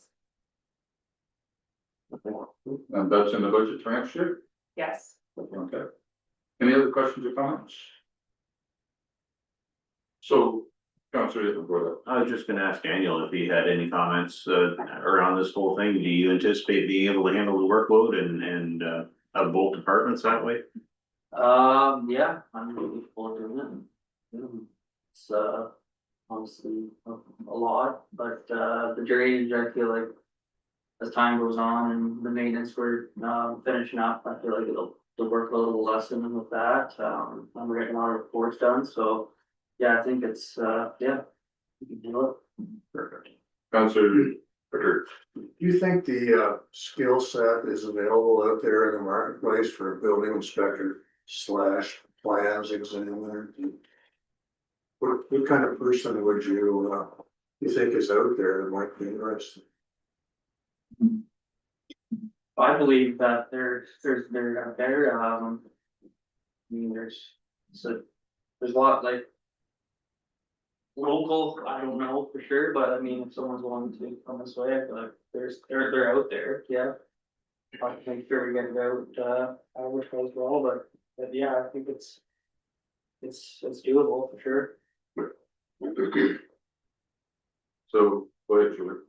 I was just gonna say with this, the way it's written, I mean, there is some room there for us to, look at people who are interested in this field and maybe they have some of the qualifications and they want to continue to work up and build on those qualifications. Maybe we won't get someone that has every single one of those certifications. I know that when we did post for the CDO position, that was the case. You know, we had some people that applied, they didn't have all of the certifications, but they were working towards them, so, you know. I think that we will likely have people in a similar position for this position. The plans examiner position, gotta be honest, I didn't read it through it with a fine tooth comb, but would that person be able to assist in closing some of our open permits as well? That's our hope, yes. Okay. Yeah. Ultimately, the CBO would have to sign off on it, but assisting with reviewing where they're at, conducting those inspections, that part of it is. Any other questions? So, one could be forgiven for reading this and saying, it sounds like the job description was written for the person rather than the job. Because we've invested a fair amount of money, with the current drainage superintendent, making sure that he's highly qualified and has demonstrated quite clearly that he's certainly capable of doing his job. And we're now spending money and have over the last year or so on improving or helping the same person get their CBO title, right? So one could argue that, so to a certain extent, this is a return on investment. We're using one person for the two jobs that we've actually trained them to do. To Councillor Pickett's question a moment ago about can we find somebody to do inspection and plans review? I would bet it's easier to find someone to do inspection and plans review than it is to find someone that would do inspection and drainage. So the skill set, and I give Daniel credit here, achieve the skill set here, achieve the skill set here, we can make them work together. Great, this is how I see this. Finding someone who may be construction technology or technician or whatever you call it, at Fanshawe or Conestoga or whatever, might actually fill the position of the inspector and plans examiner. I'm not sure what the exact title is of that course, but to me, that seemed like an easier fill than finding somebody that had enough skill in drainage without the experience that Daniel has been afforded here, to find enough skill in drainage and enough skill in inspections to be able to do those two jobs. So I actually think the investment over the past few years and the willingness for Daniel to sort of take on these roles and move forward on may now be, you know, coming back to roost in the most pleasant way. So I actually really like this. The question is, how do we keep the guy there that can fill these two roles so, in my mind, adequately and professionally. So that's the part that I'm more worried about than the actual job description, because I think this makes a lot of sense to me since we've got somebody who's got both skill sets and has earned them in the last couple of years. So I think it's a great plan. Should things happen in the future and we're looking for somebody new, we may have to back up and say, okay, do we need to do something different? But for now, I think this works very well. Any other comments? I guess the reason I asked my question of Daniel is when I see two departments being managed by one person, I'm a little bit concerned about workload. To your comment about the return on investment, I'd hate to see that investment walk out the door after a few years of being overwhelmed and burned out. So I'm happy to hear that Daniel said he's well capable. I have no question about his qualifications or his ability. Just being able to manage the workload such that he doesn't get buried under a mountain of work that he just can't see the end of. And so I would encourage our CAO to keep a close eye on that as well and adjust as necessary. So, go ahead. Yeah, and that is exactly part of the reason for this approach, as well as previously when we talked about, splitting up some of the administrative support responsibilities, so now we do have a dedicated, planning, building, public works, and then we've separated the fire and emergency services and the additional, legislative services, like all of that, to make sure that we do have some dedicated administrative support there. But building and drainage has always been part of one department, overseen by the CEO. So, yeah, it's a little bit of shift, but this approach is intended to try to provide that support so that he doesn't get overwhelmed and that he is more in the management. So I would just make two comments. You've been around council long enough, you remember when they used to do building CPO, drainage superintendent and bylaw, all was one person. And there was no inspectors or anything else, so, whether it was a good idea or not, doesn't matter. The other comment I'd make is that, this is a management position. I mean, it's operational, but it's also a management position. And, a manager should be able to tell whether they're overextended or not. And because they're part of the management team, would have direct access to, the CAO for those kind of conversations, and I expect, and I say that truthfully, I expect those conversations to happen. So, anything further? Councilor Brook. I just hope that, the person you hire doesn't need a lot of mentoring from Daniel, that's all. That means that would add incremental to his, stress. I think council has incremental to everybody's stress. So anyways, we have a motion then to support the recommendation. Moved by Gillis, seconded by Yipman, result of the council attention subject doctor, Mr. Report CEO 40/2025. Approval of updated job description sheet, building official, drainage superintendent, and building inspector plans examiner's information. Further, the council approved the updated job descriptions for the position of chief building official, drainage superintendent, appendix A, and building inspector plans examiner, appendix B, attached to this report. Any further discussion? Seeing none, all those in favor? Opposed? That's carried. So tomorrow morning, we start looking for an inspector. I think the next one is Beachville Museum barn conversion. Julie, please. Okay, thank you, Mayor Mayberry. Again, I don't have too much to add to this report. The purpose of this report is really just to provide council with an update on the status of this project. As council will recall, the Beachville Museum curator did apply for some funding to convert the museum barn into a climate controlled storage facility.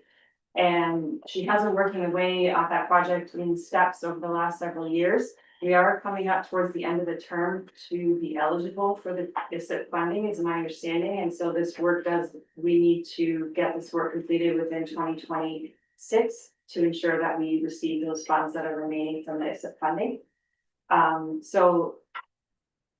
have been working, the museum has been working with SPH Engineering on finalizing the design.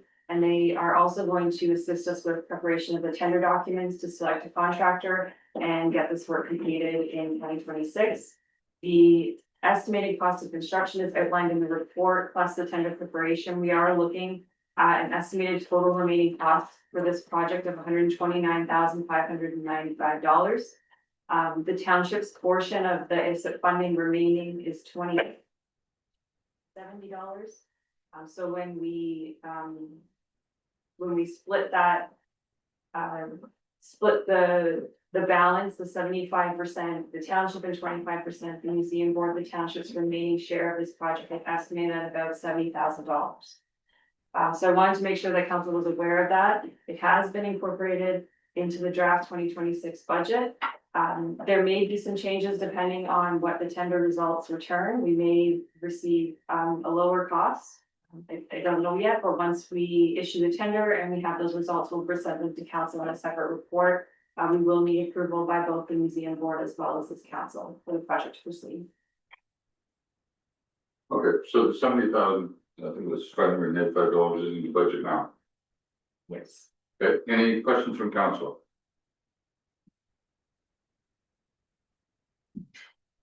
Councilor Pritchard? Yeah, I questioned it. Pardon? I questioned it. Oh, let's hear it. Where did this come from? Like, did we agree to this some years ago? Mm-hmm. 2019. Well. Well, 2019, 2019, we agreed, she was gonna get funding and then the council, Southwest Office made aware of what she was applying for, and how much it was getting. Yeah. Then it would have to be spent, be used up before the December 31st, 2020. but did we know what it was gonna cost us at that time? No, we didn't have, I don't think we had that number. No, and that's why I wanted to bring this to council now, just to make, this is the first time that we've received an estimate of what the, like, this total project is gonna cost now. The remaining pieces of it, there are pieces of it that have been done, I believe that there were some doors and windows replaced, there was flooring that has been paved. So some of these parts of the project have been done in pieces, and some of the funding has been used, but the remaining part of it left is estimated at about $125,000. Other questions? Museum's got their share? Oh, yes. No, okay. Any other questions? Okay, thanks Judy for the report, do we have a mover then? Moved by Gillis, seconded by Way. Resolved that the council of the township of Southwest Secretary Street Post CEO 41-2025 Beachville Museum Barn Conversion Project ICIP funding as information. Any further discussion? All those in favor? That's great. Organizational review, administrative support for legislative services. Go ahead. Danny, I think this one's yours. Yes, through the mayor, thank you. This report calls a report presented back in September from Drew Lee. At that time, council approved redistributing some responsibilities from the vacant legislative services and records management coordinator position and creating a new building planning and public works administrative assistant role, with the understanding that the original position would be reassessed later in Q4 of 2025. After reviewing departmental needs since the vacancy, it's recommended that the former legislative services records management coordinator position be reclassified into an administrative assistant position. A number of duties related to building and planning have been successfully reassigned to the new building, planning and public works administrative assistant role, and the position being recommended in this report would provide support to legislative services, including corporate communications and records management. Any discussion on this? So it's, maybe this is a step down. I mean, a grade below for this position as compared to what we had before. Yes, that's correct. Okay. Any other discussion? This is not adding someone, this is actually reallocating as part of the original plan.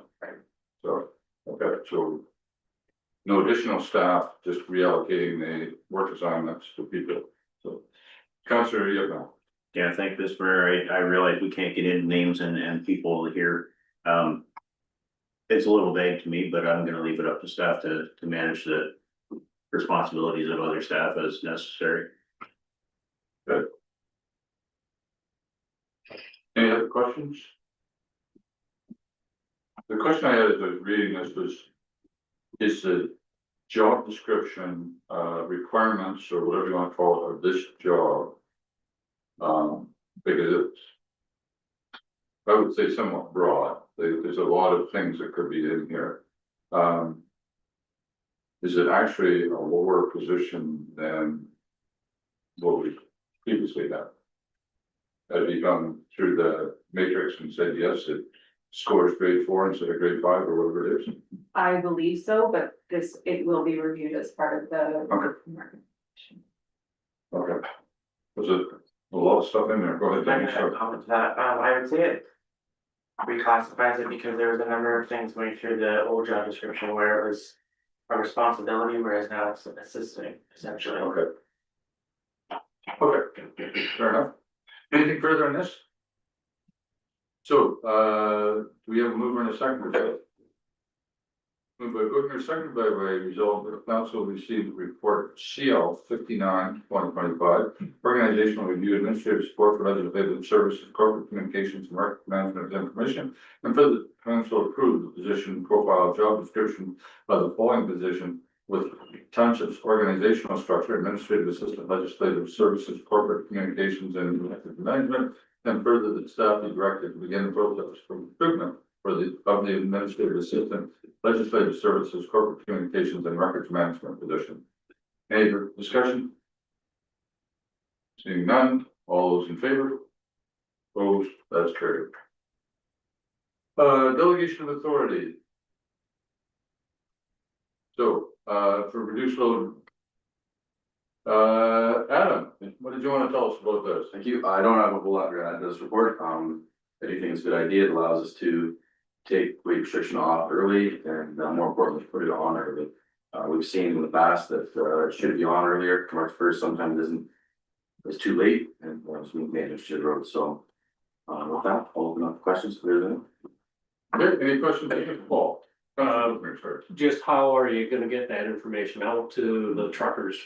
It'll be posted on our website.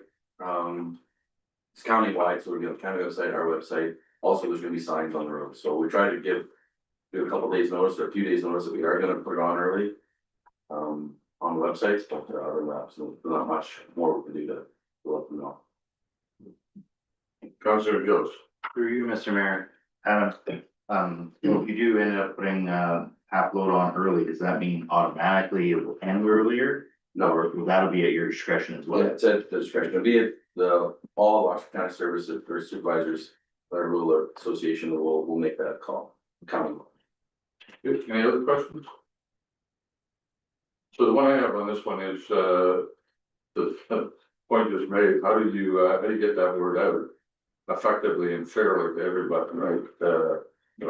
If I'm counting on it, or if we're counting on the township website to inform, people that, the road, sorry, not March 1st, it's February 18th. Right.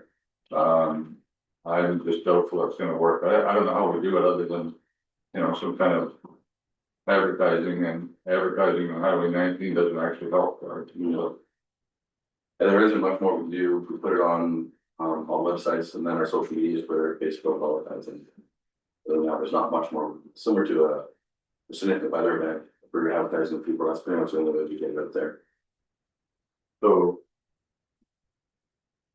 I'm wondering how, be fair to people, because this one worries me, but doesn't worry me about giving the authority to the department. Worries me about how we're gonna get people informed. And, they thought it was March 1st. And I always haul loads of logs up this road. So there's gonna have to be some actual physical thing there that says, half load on the, now on the fact or something. Yeah, our signage will reflect the weight restriction. So we're gonna have a series of signs that. Yeah.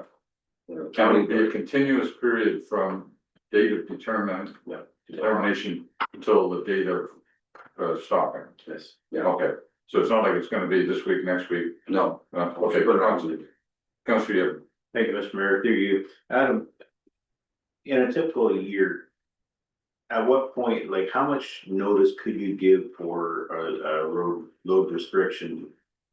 How soon do you know ahead of actually putting the restriction on that conditions are going to occur? I'd like to say a week, try to look at the forecast ahead, if like you say February 18th, we've got consistent 10 degrees ahead of time that it's gonna be warm, and that's a good indicator that it's probably gonna be put on early. A lot of time. no? Okay. Anything further on this report? Then, we have a motion. Moved by Pickard, second by Yellman, resolved Council Township Stutter, Stockbridge Street Report WD 5, 2025 delegation authority for implementation and removal of reduced load restriction as information. Further, Council delegate authority to the Public Works Superintendent to implement and remove reduced load restrictions based on local road and weather conditions in consultation and agreement with members of the Oxford County Service Sharing Group. Any discussion? Seeing none, all those in favor? Opposed? That's carried. Okay, so the next thing is the budget. So I'm wondering, we want to take a 5 minute break before we turn into budget, let's, Brooke get revved up for this, oh, before we do that. Adam, I was gonna ask you that before, the meeting, you said you weren't here, Kevin Patton had raised the issue about, wet roads. And I had said, how many other wet roads, potential wet roads or flooding do we have in other roads? And I was anticipating that we were going to have a very brief, these are the 6 roads that, you're concerned about or whatever it is. And any kind of liability issues that we might face. So, apparently that wasn't fully understood or whatever. Or it was all in my mind and nobody else, which is fine. Just wondering though, if we know we have a problem with the road, i.e. flooding, what's our legal obligation to it? And then what roads would we consider our potential flood roads? I have no other council wants that. And I'm not looking for an engineered report, I'm more, what have you seen over the last 10 years and, and then maybe more of the, is there any liability? I don't know whether that's your department or somebody else's. To say, if you know that a road floods, and the road I use as an example, is you go north out of Foldings, that road used to flood every spring. And finally, county road, finally, they decided, oops, we better build that road up a foot. And that's really all they did, right? They put in bigger culvert and built it up a foot. 20 years ago, probably not, close to it anyways. And, but it was because it was always flooding. I'm just wondering, like, honest to goodness, I don't know whether we have any roads that would be, other than the road Pigram line that, that Kevin Patton was worried about, that I didn't know if it floods, but. I would say Pigram's our worst one. It has the potential to do it every year and it's out of our control. Reynolds comes up and over, it floods Pigram line. Anything else that floods, you can kind of equate to something. There's a catch basin flood or a culvert block, the snow or ice or something else. That's out of your control, but that would be our only one we really don't have control over. When the Reynolds does come up over, then it does flood Pigram. We have built it up. Got something good. Councilor, you want to say? Well, that brings up an interesting question though. When Pattons were here at that meeting, they suggested that the Reynolds Creek is not properly maintained. Now, I do remember only a couple of years ago, on the west side of Cloven Line, there was a good stretch of that ditch that was cleaned out. But Pattons were saying the section in around their place is not. Now, whose responsibility is that? Is that ours or is it Upper Thames? Ours. Time Center, it's Time Center west of Pegram, so yeah. Oh, west of. West of Culloden that we handled, yeah, in 2022 or something like that, but west of Pegram would be Time Center's responsibility, that section of Reynolds. Putnam. It's the responsibility of the municipality that the water course is in. Correct. So is our section fully maintained at this point? Yeah, for the most part, yeah. All the way from Pigram to Daniel, anyway, where it crosses. Yeah, Daniel, yeah. So is the bottleneck then west of Pegram then? It would be, yeah. In the past, that's where the issues have been with beaver dams and trees that have come down. It's all been in Thames Center. So then it's up to Town Center to get their act together. Supposed to, yes. Cause that's where the problem is in the backside. But then it's not necessarily an issue with our road, it's an issue with proper drain maintenance. Maybe, but if our road is flooding and someone has an accident, we're on the hook for it regardless of how it flooded. That's what at least I'm assuming or I'm guessing that we are on the hook if our road is We're gonna flooded. assume liability of just 1% for gonna be liable. Yeah, so that's where I was hoping we were getting what is our liability and what are the options to solve the problem? So, yeah, and if we had other roads that are similar, dips or something, and as I say, the road north Fulton's county road, but it was everywhere. Like you expected it to flood.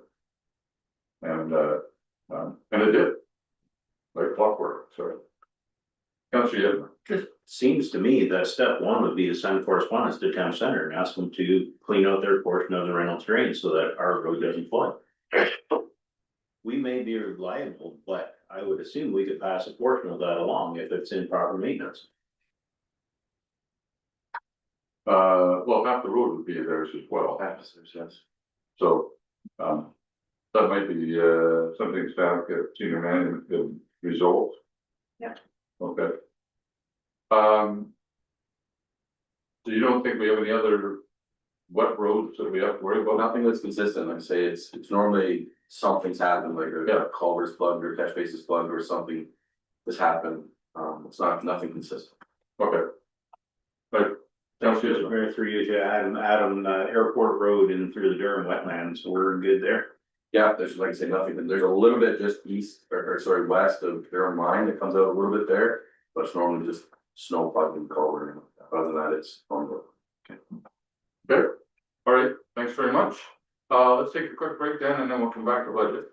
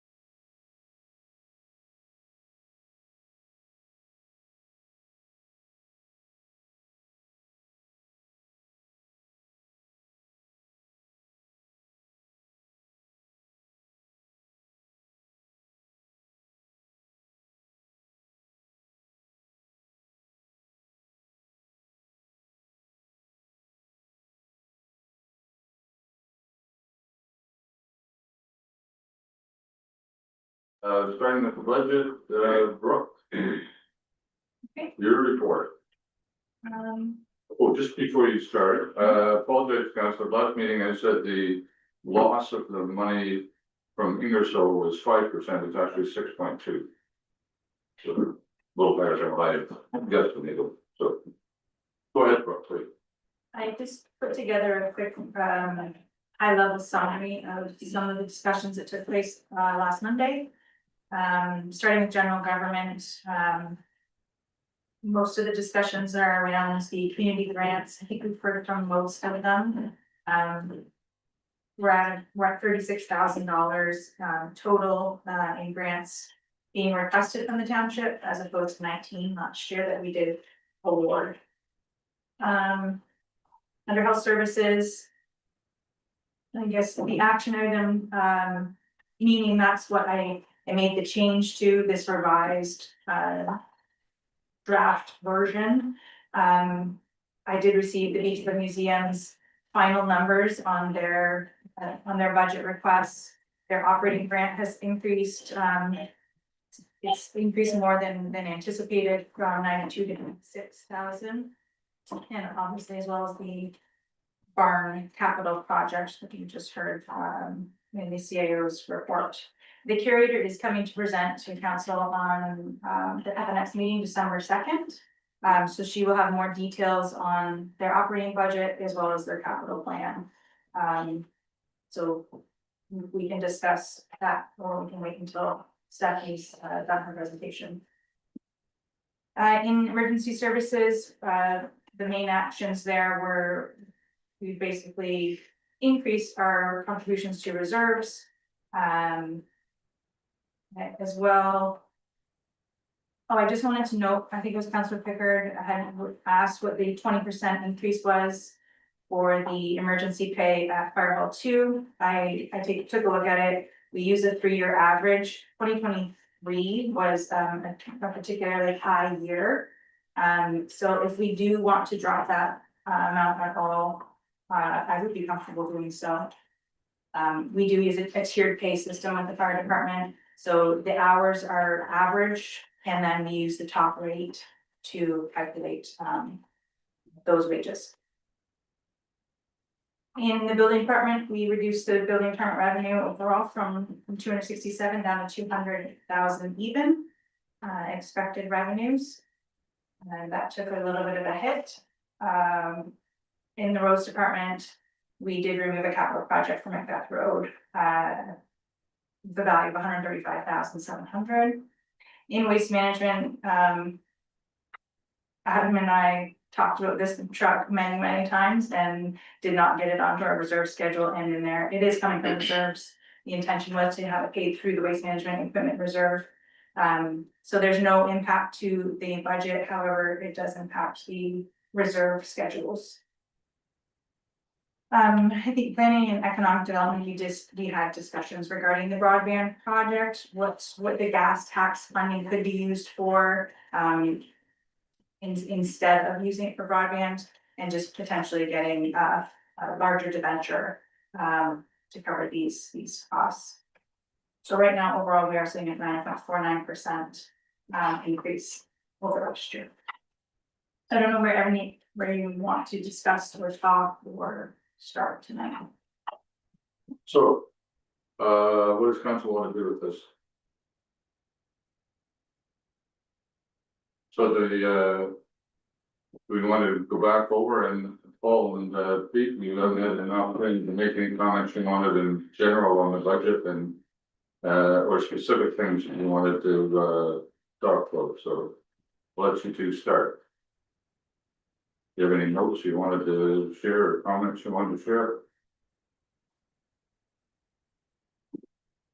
I've been buried in the farm work, Mr. Mayor. I have not had a lot of time to go through a lot of these documents.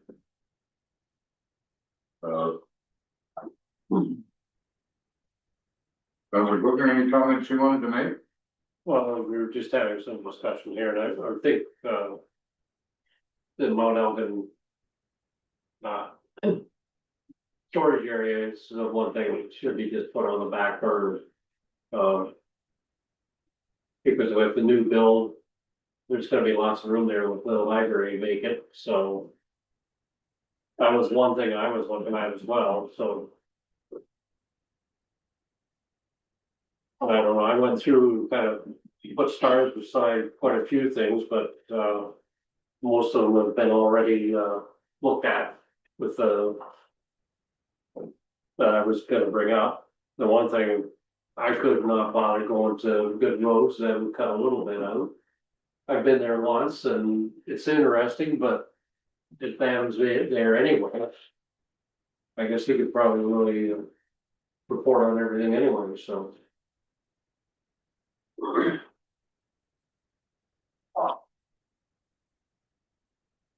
Any other comments? Counselor Yellow. Well. Well, it's just something that we kind of circled to come back to, where the two grants, or three grants, I guess, for the new. Good for the Soul, the Refuge, and the Rotary Club. I don't know, I put thoughts of perhaps cutting those down. I appreciate what the Rotary Club's doing. But obviously we did give a good sized grant this summer to get that going. I do think it, like what we talked about in our meeting, it should go directly to the group running that facility instead of the Rotary Club. That's just my thought. I do appreciate the other two groups that are on there, but it's a big ask.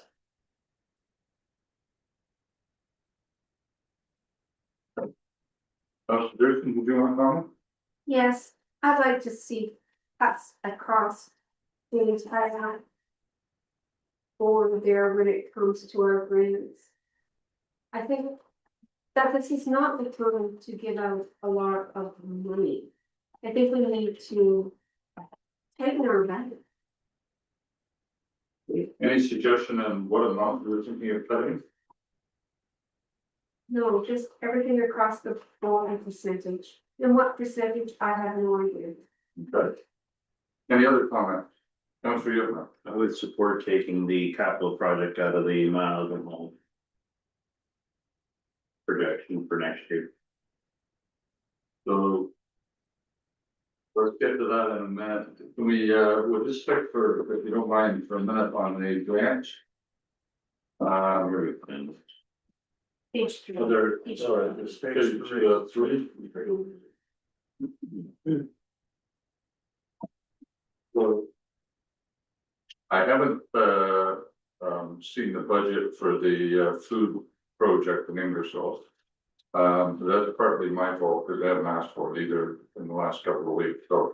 I will actually push for that before the next 2 weeks are out. Counselor Pickard, you wanted to say? Well, I think Trumpet for Truth is definitely out of my mind. They haven't shown up. Their presentation here is a little bit. Certainly suggests we better ask a lot of questions.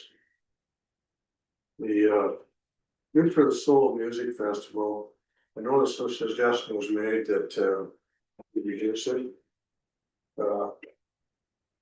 As far as I can tell, Good for the Soul Music Festival is it's not a nonprofit. This is not the same group that replaced the Canterbury Folk Festival. yeah, this is different. This is a guy that's selling advertising. So just, you have to understand that he's in business to make money. It's not a nonprofit. So I'd be careful on that one. And Cycles of Life, I think we gave him 1,000 last time. I think they could stick with that. And as far as the Rotary, I really don't feel we should be giving money to another organizations whose sole purpose is to raise, and I'd like to pay it directly. People that are doing the work. And Mr. Kaminsky said that was fine. So we don't have the name. But that's fine, we can get the name. So that's my, that's where I stand on it, So you're cutting $11,000 out of there. yeah. Okay, any other comment? Your hand up, I can't see. No, Oh, wait a minute. sorry, I just wanted to make a note. I noticed tonight that, the Royal Canadian Legion, they're requesting 5,000 this year. I didn't know that because we didn't get their paperwork in time, so I left it at 3 as of last year, the same. So tonight I just realized that she's asking for 5, so that number needs to be increased. I think through you, Mr. Mayor, we can leave it at 3. The sound system, that was what they estimated it would cost. Security system. Yeah, it's Just just, a campaign, where you it have was 3,000. And I think we were pretty generous with the signs. We gave them last year, we gave money for those banners. But I don't feel bad about leaving it the same. Any other ideas? I was worried with Councilor Pickard and I agree on that. I cut the same 3 things and it eliminated the Rotary Club as well. So it makes 11,000, Councilor. You're eliminating the Rotary Club? Yep. Because when I suggested that we support that project and their capital request there a few months ago, my anticipation was that we would not get a recurring ask for future funding. My guess was that we would, but I agree with Councilor Pickard that we shouldn't be getting it from the Rotary Club. If we're gonna get it, I think we should be getting it from the actual entity that's operating, so that if we're gonna help them, we should be helping with their operating expenses. As I say, I haven't seen a budget from that group, and they're a separate group, so. Like I say, I'll get one, I know I will. Anyways, any other comments, Councilor Pickard suggesting, 2 $5,000 cuts and a $1,000 cut? And, maintain the $3,000 for the Canadian Legion. Anyone else? Councilor Durston suggested cuts across the board. Just cut a third of the budget right there, Councilor Durston. I'm open, I don't care, like, just tell me what you want. That's certain.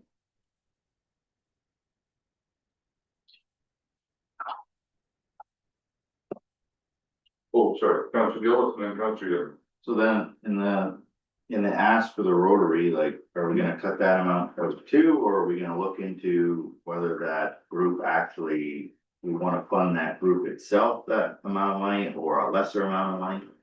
Like, I don't know, the feeling of like, it'd be great to continue on that project because it influences a few other different groups within the community, and I feel it's worthwhile. Despite, Rotary promoting it, that's great, but I would like it to go to that group specifically, and I would suggest maybe, cutting that in half. So. My comment Or was, whether we should leave it till we get more information from. that's what I was looking for. Show me your budget, because they may in fact not have a need for it. And I hate offering money that isn't needed, but, Councilor Young, you are next.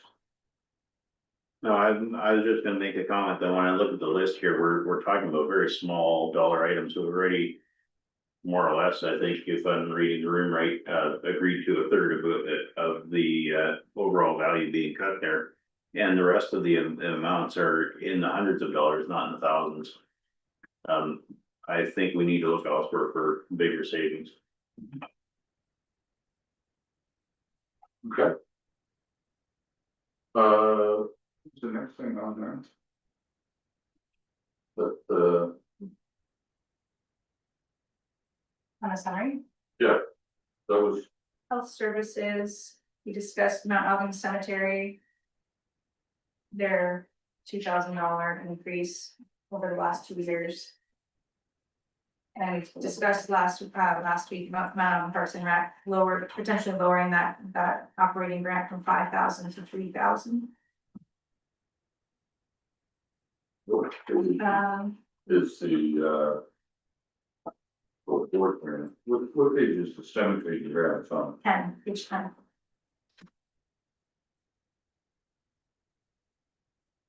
There, right there in front, okay. So, Mount Auburn Cemetery.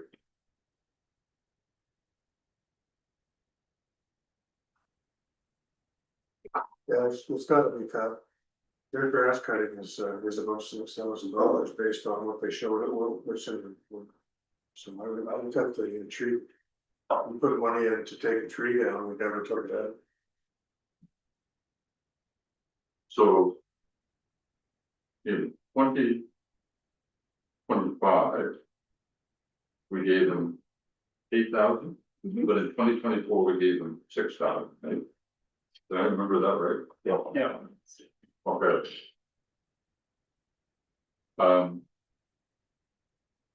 So I just. 2024, we gave them 6, and then in 2025, we gave them 8, we gave them a couple thousand extra for a tree. And no doubt they have trees that come down, but so does every other cemetery. So I mean, trying to be fair to everybody. And it is kind of private property. It's in a public way, but it. Until they close the cemetery and hand it to the township, it's not actually public in that sense. So Councilor Wade, you're gonna say. I would move it back to 6,000. Yeah.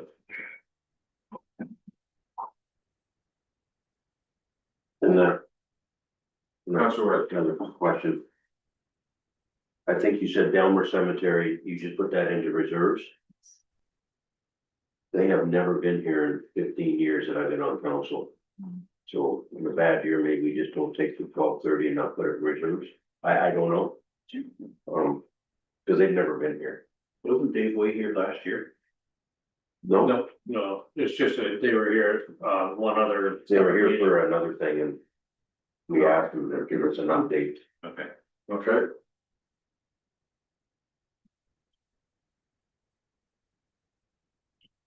So before we cut 450 or whatever it is, going to reserves, what do we use reserves for? Like, are we, A, how much is in the cemetery reserves, and then B, do we expect a shock that we may need it? No, this is the one that we just started it in 24. Okay, so there's only a couple thousand bucks there. $1,000 in there, yeah. Okay, Yes. all right. So, Councilor Wade, are you suggesting we take Delmar out? Yes. What's the rest of the council say? Councilor Yipman? So was the thinking around that building that reserve that eventually we're gonna end up owning some cemeteries that we don't currently own and we're gonna have some costs associated with that? Because that's not gonna be a cheap hobby either.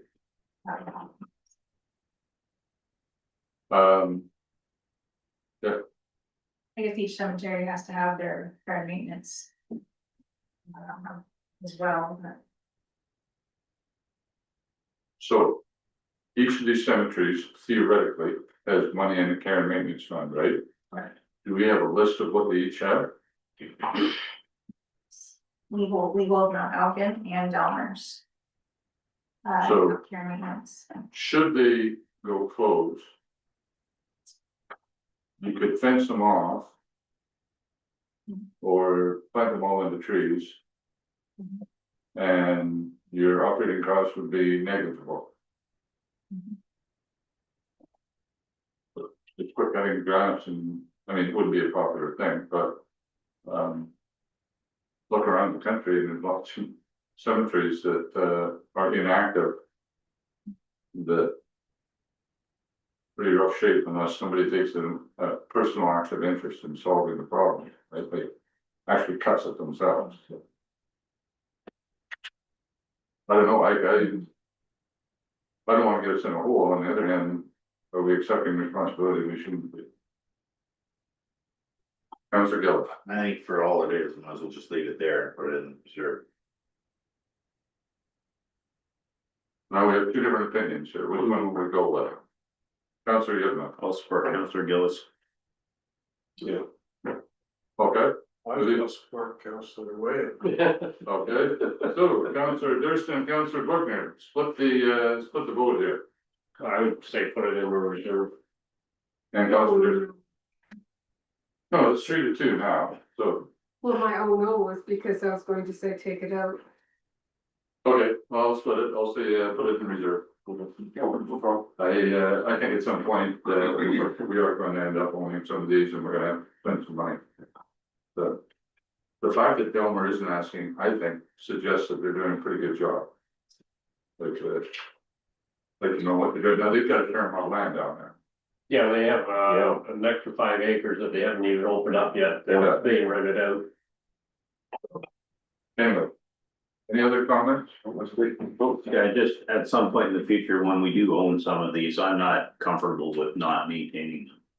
I mean, I won't be here to tell you. something's gotta be done. What was the next thing, and Paul and Peter, there's things you wanna raise as we go through, these are just notes that. When we went through it last time, the council said, bring us back, so. We can go to page 11, that has the Mount Elgin Parks and Rec grant request. That was just something that, the staff had created, we kept everything the same, basically. We're gonna ask Council about. What the 5,000. Can I recall? Yes, we discussed it, lowering that to 3,000 and adding 2,000 to potentially the new park, the new Mount Elgin Park, making a reserve for it potentially. Or just adding to the rec reserve. So to create a new reserve within the rec reserve, just for the new Mount Elgin Park. So the money we saved by not putting it into the old park, we put into a reserve for the seed money for the new park. And it will be augmented by development charges, which should be already. No charge fees for the food foundation to bring it back. Oh, yeah. So it's not, we're not talking tens of thousands, maybe talking about 10,000. I don't know what to think about that in terms of the existing park as it is now. The playground equipment's got a lot of discrepancies in it. I'm not sure how much longer it's gonna be able to be left open. Because of some of the repair and maintenance that needs to be done to it. In terms of the $5,000, I don't think I'm qualified to answer whether that's sufficient or not. Last year we had a quote for a very minor repair of a couple of very small items that ended up being $3,200. We opted not to go ahead with that, but those items are still deficient. So. I mean, eventually that structure is going to have to be replaced. I don't anticipate that it would ever be removed from there, because I think, there will always be need for some sort of recreation equipment there. For the rest of it, obviously, I don't think we're gonna spend a lot in the ball diamond at this point anymore, but we do have the, porta potty that was there throughout this past summer. There is not an existing committee anymore, so unless staff is willing to go and clean the washrooms on a weekly basis there. There's not, the facility to be able to use the bathrooms that are at the ball diamond. Yep. Right, and I'm talking about Daryl, I mean, he's the one that's kind of facilities manager or the caretaker, right? So, if that's something that we wanna have looked into, I mean, we did just refurbish those bathrooms last year with new, a couple of new fixtures. But we have to get the water turned on and off every spring and fall. So. I really don't know what to tell you. I mean, you can pretty much put any number there you want. There's not a lot happening there. In terms of rental, Tilsonburg Ball did use that. Use the diamond this summer again.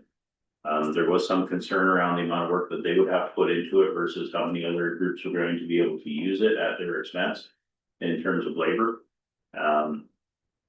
They were the only group that used it on a regular basis. And given my own personal situation, I have not followed up with them on how the season went. At this point in time, so we didn't even discuss a rental rate for this year. Last year they paid $1,000 for it, but this year they were looking for a decrease. I know that.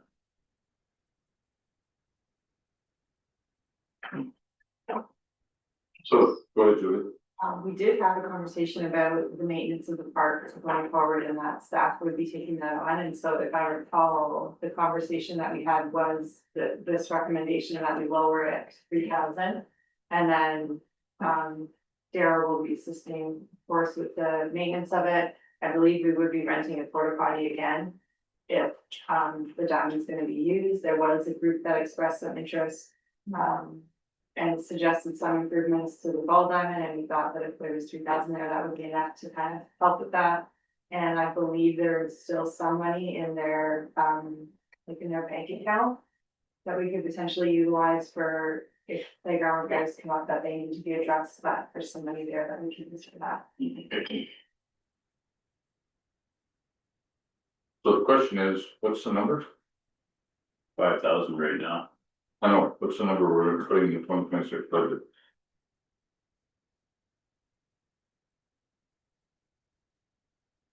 I think the porta potty rental was. They used the diamond for 10 weeks this summer and the rental was 200 and some odd per month.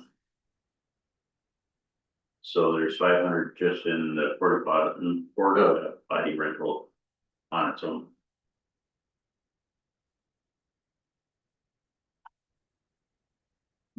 There's. So, other comments, that one I know, so that we can write the number in. Councilor Gill. Well, sometimes the first suggestion, is sometimes the best, so I'm gonna go with 3,000 and 2,000 of the new park reserve. Got it. Anyone opposed to that? Seeing anything else there? So we increased, 2026 budget, the increase the museum to 96,445, which is. Good.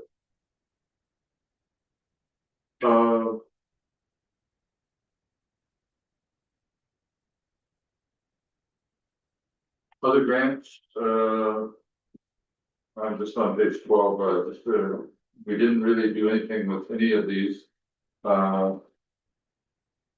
Ingersoll Skating Club, what did they ask for? 2,000? Sorry? 2,000. They asked for 2,000. I've just got minor hockey and skating flipped here, so. Ingersoll minor hockey, I think that's under the list. Minor hockey won 3, Yeah, minor hockey 1 and 3, what did they get last year? 2. So they were the ones who had the increase, they put the 3. Councilor Gilman. No, just on the skating side, if you do the math real quick, that's $160 per kid from Southwest Oxford that they're asking for. That's why I asked about what the registration is, because, and at the one level, at least they're asking for more than what the kids are paying in registration. At $2,000, 12 kids, so $160 or $70. 160. Yeah. And she said the registration for the one group is 140. Figure skating considerably more, but.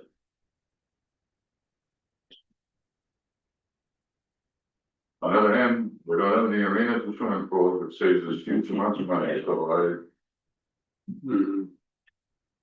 I'm okay with the numbers they're asking because that's a lot cheaper than ever putting up a pool in or putting up an arena. So. Here's some minor hockey, is that 3,000 now? Yes. Is that what council's approving? We didn't approve it. So, Well, we never approved it. That's, your request was 3,000. It's just got 2,000 here. yeah, that was in state. So it's Oh. 3 and 2. Skating. It should be, it's 2 and 3, it should be 3 and 2.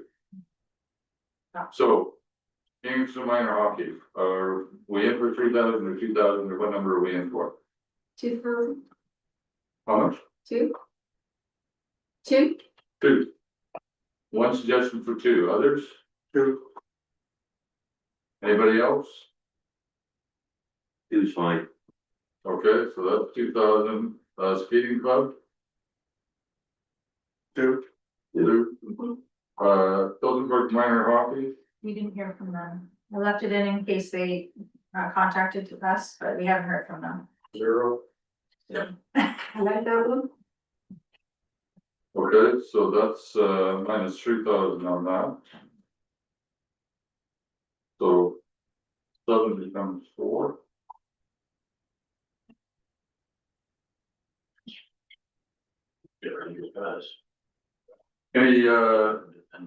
Any other changes there? Very well. Next, is there anything else on that page? No, Good. just each.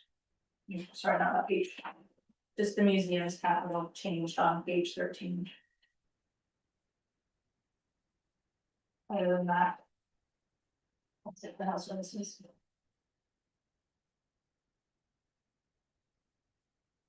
We're on page 13 again, anything on that page? Well, I think you keep it at it. But I'm really not understanding what's going on at the museum. Yeah. We have two numbers here. And then I'm back on page 11, we've got another 96. I'm kind of lost with all these numbers, as I said before. Page 11 is the operating budget. Okay, And page 13 is the grant, but the grant isn't the same number we talked about tonight for the replacement, or the, well, that's the concrete floor. The complete project is not $13,000, for 18,500. It's 70,000 and something. so This 18.5 or? so this, is this for the 70,000? Yep. And then on top of that, we're giving them 96 or something else. That's operating cost. So the original drafted budget does not include the capital barn project. Because we didn't get it until the end of last week. What it was actually going to cost. Go ahead. So part of this is also as a result, the Beachville Museum recently did a market review for salaries for the curator and the assistant curator. And that report was presented to the board at their meeting last week. So Stephanie is coming to the next meeting and she'll be speaking to this, but it did show that the curator is underpaid by almost 20%. Was what it found, and the board had made a recommendation that be phased in over 2 years. So this increase reflects increased salary for the curator as well as the assistant curator, and then there would be another increase in 2027. So, Councilor Yipman. What does this thing generate in revenue in a year? Question. How much are we subsidizing this? 95% probably? Yeah.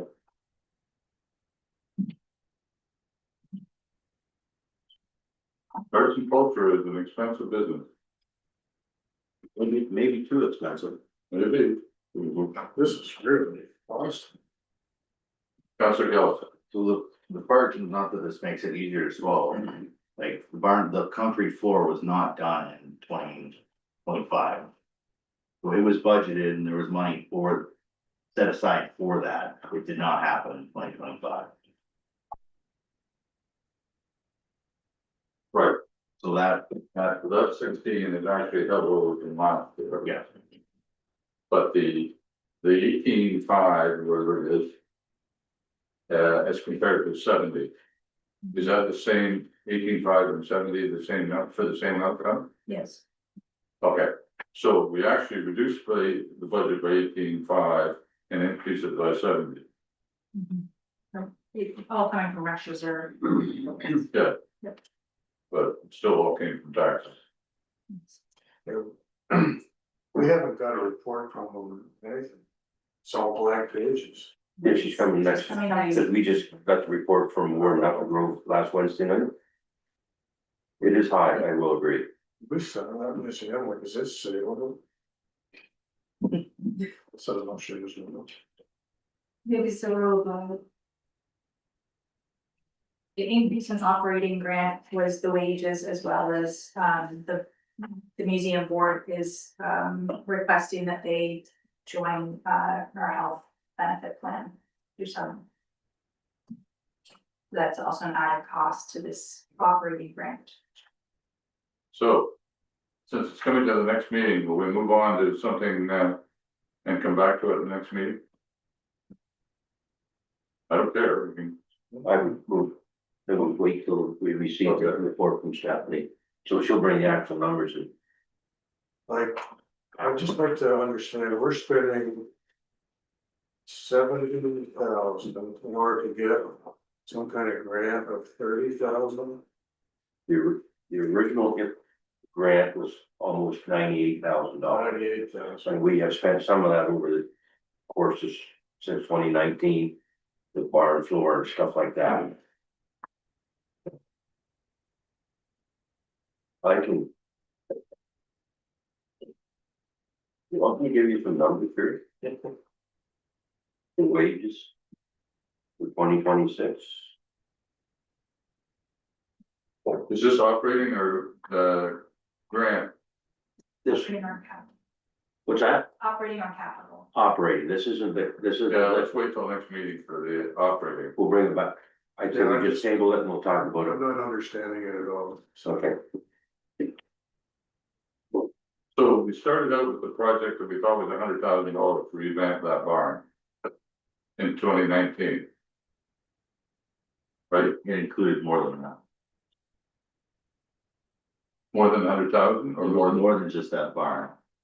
Because we were protecting the storage facility in the museum itself. They Okay.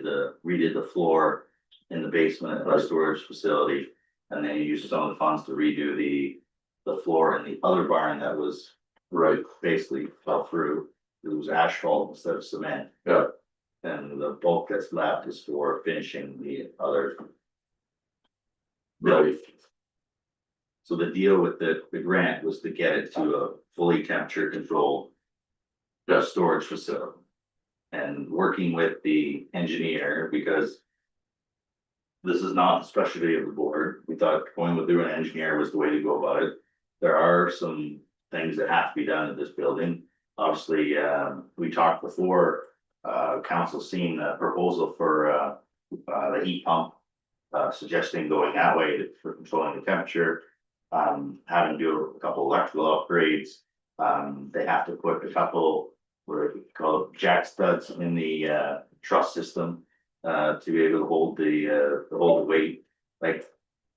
Engineer did a good job of encompassing everything that we never really thought of compared to, we thought, cement a floor, insulate the walls and add an HVAC system. Well, it's a little bit more than that. Because everything ties in together, and I think by having that number, I'm hoping it comes back less, I'm praying it does actually, that'd be great. But like, at least they're encompassing everything, we're not forgetting anything.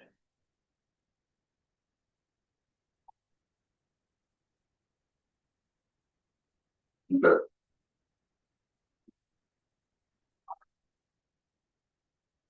What's the next issue on the agenda, Brooke? Emergency services. Before we leave, the board and grants and all that, is there, any other suggestions that you want to, what? There was comment about the, Beach Shore building waiting, or the Beach Shore Community Center, waiting to see what transpires. It was coming from reserves anyway, it's not a tax. Is there a tax implication? For which, right? Out of the community hall expansion, Right, it's coming from reserve, it's coming from rec reserve. so for this year, it doesn't have a tax implication, okay? And in emergency services, I was just gonna touch on that emergency pay for fire hall 2. I'm going to page 67.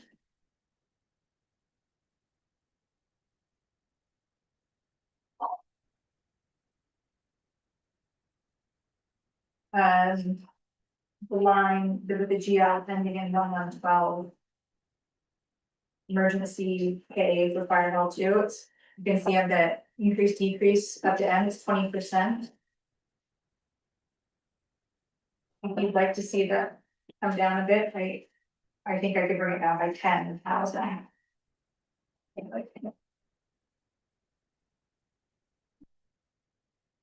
Just that the 2023 number is pushing the average up on that specific station.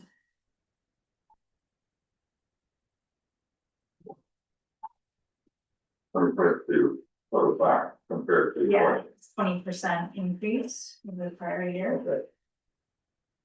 So. Do we have reserves to cover this from that? Or people just not get paid? They will get paid. Guessing so. Do we have a reserve to cover this? If we're short budget, No, it just, they come out of working capital, yeah, it's a, yes. it'll come out of some reserve, It'll come out of some reserve if there's an overall deficit within the fire department. okay. So staff saying we've cut that by 10? What's wish of council?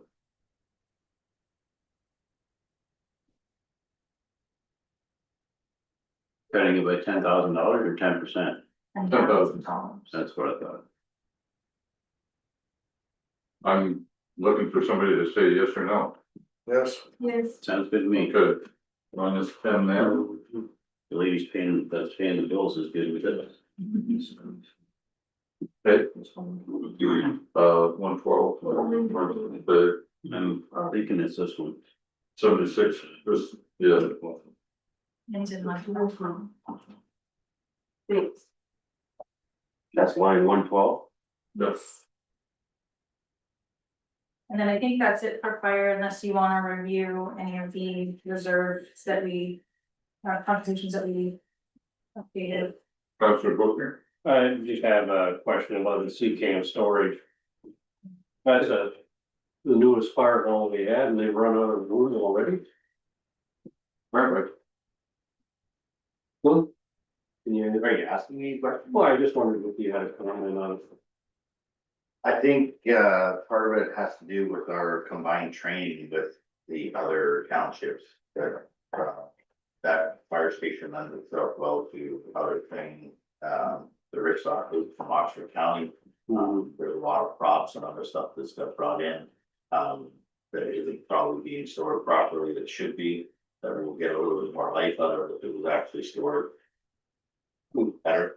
So maybe the cost should be shared between all the departments in Oxford County. It's a question for I someone. think that'd be a good road trip for a councilor to go out and ask. Yeah. What was the cost of that? $5,000. Hey, $5,000. And there's 5 townships within the Rich Sock program, so that would be $1,000 each instead of 5,000 for one. yeah. Let's say, councilor wants to take that on as a job, you go ahead. I was just, Yeah, I realize. We're providing a service,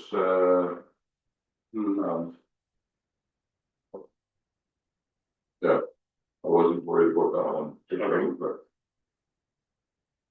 Everybody kind of contributes different things to different,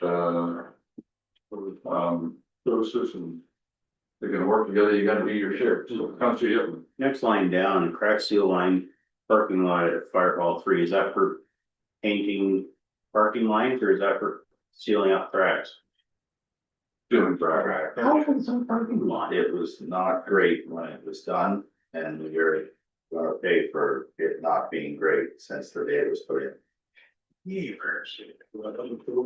So we, if I remember, as part of the group on that fire hall, we did negotiate down a little bit on the paving when that was finished because of the finish that it was left in, but it was not fared well. How old is that now? 5 years? 2019. So. I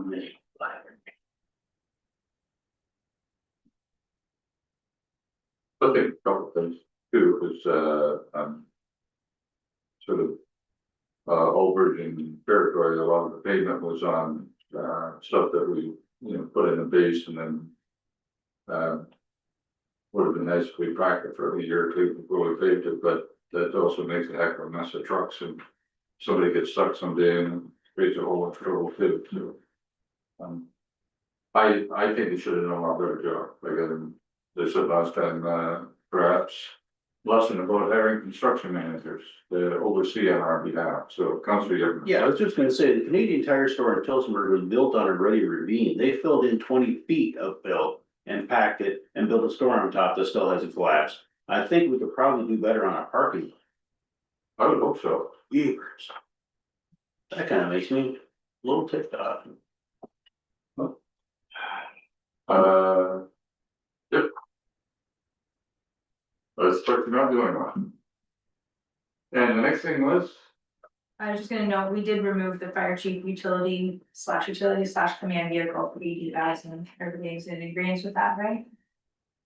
so last meeting for Paul and Pete, determined that the truck probably will last pickup truck will last another year.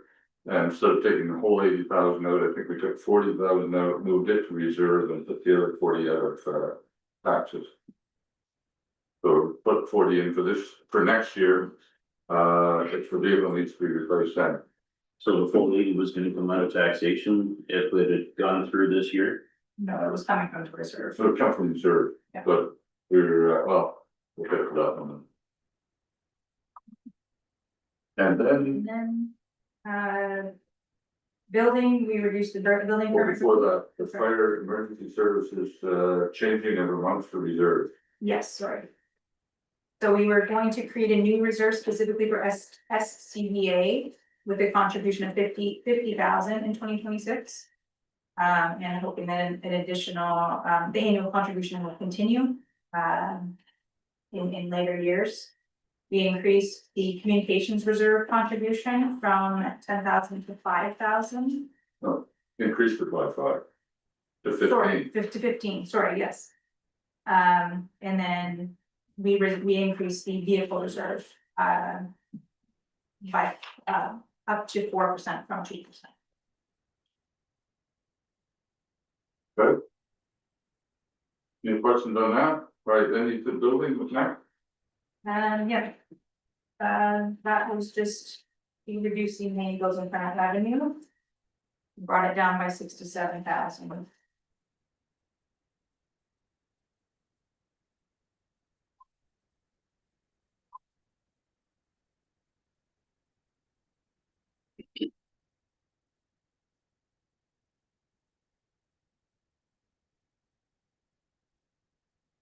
Thinking that there may not be quite so much building being done next year.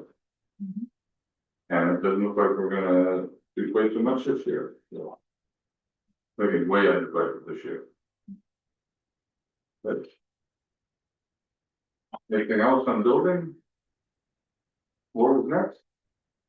Roads. We still don't have a number for station. Yeah, policing remains the same. I don't have an update from all people. Okay, so we increased it by 11%.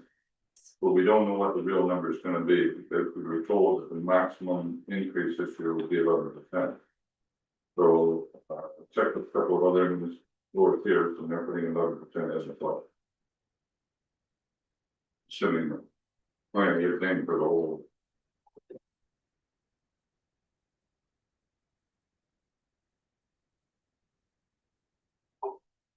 Okay, and what was next? In public, Yes. we added 10,000 for bridge inspection, which was just an oversight, but then we reduced our sidewalk operations. By 10,000. Which was a bit of a wash, and then we removed the capital project, for Macbeth Road. Which is 135,000, that was coming from taxation.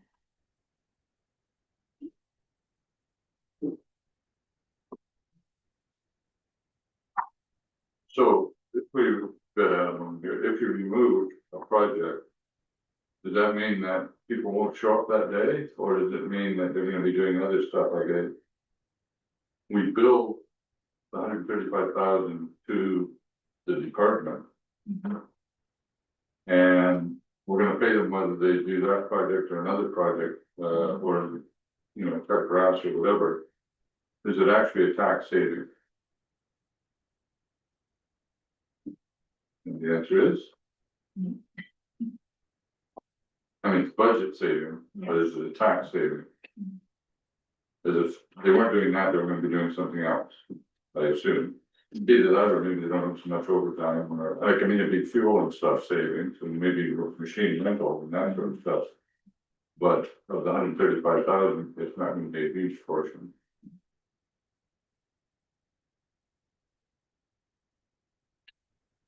Just asking a question.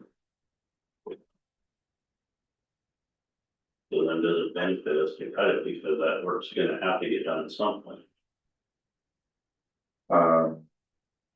Right, it was Adam's suggestion that would be the first thing he would cut from his budget, so. So I guess the savings would only be materials involved, essentially, and maybe some fuel.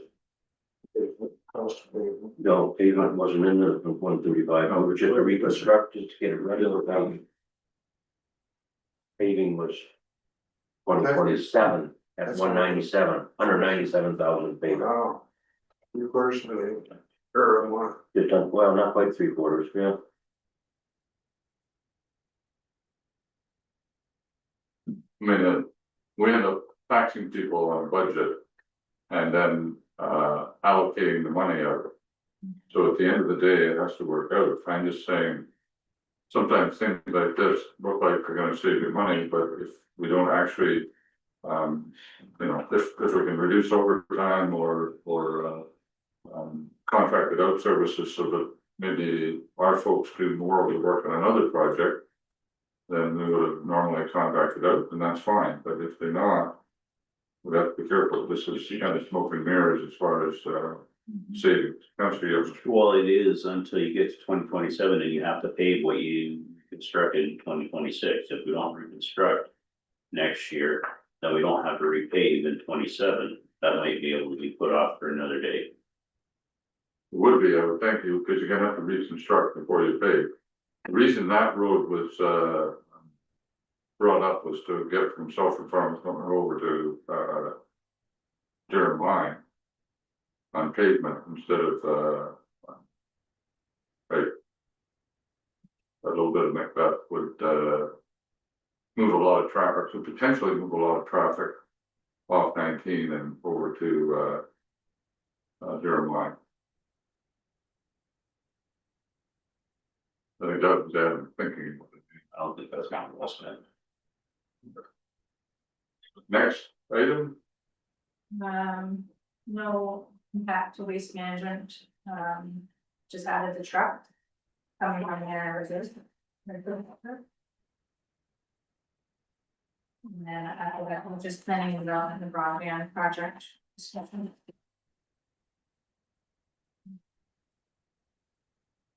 okay, anything further?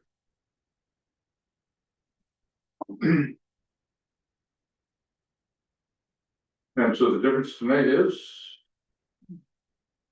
The 9.12. 9.12, Before growth. before growth, Was 0.7. Yeah. So 1%. so 9.1 becomes 8.4 into that. And you take 6.2 for lost revenue. And I'm not using this as a justification, just sort of to explain, 6.2 from lost revenue. And you come out with a 2.2 cost of increase. And the COLA turned out to be 2.2. It's down to 1. Because we use Ontario, 2.2 is Canada, Right, okay, and the impact of that is, and it's $11,000, so 0.15%. is that in here? So it's 1.8. Okay, I just heard the Canada one, that's why. Yeah, I was gonna ask that, those I heard this one too.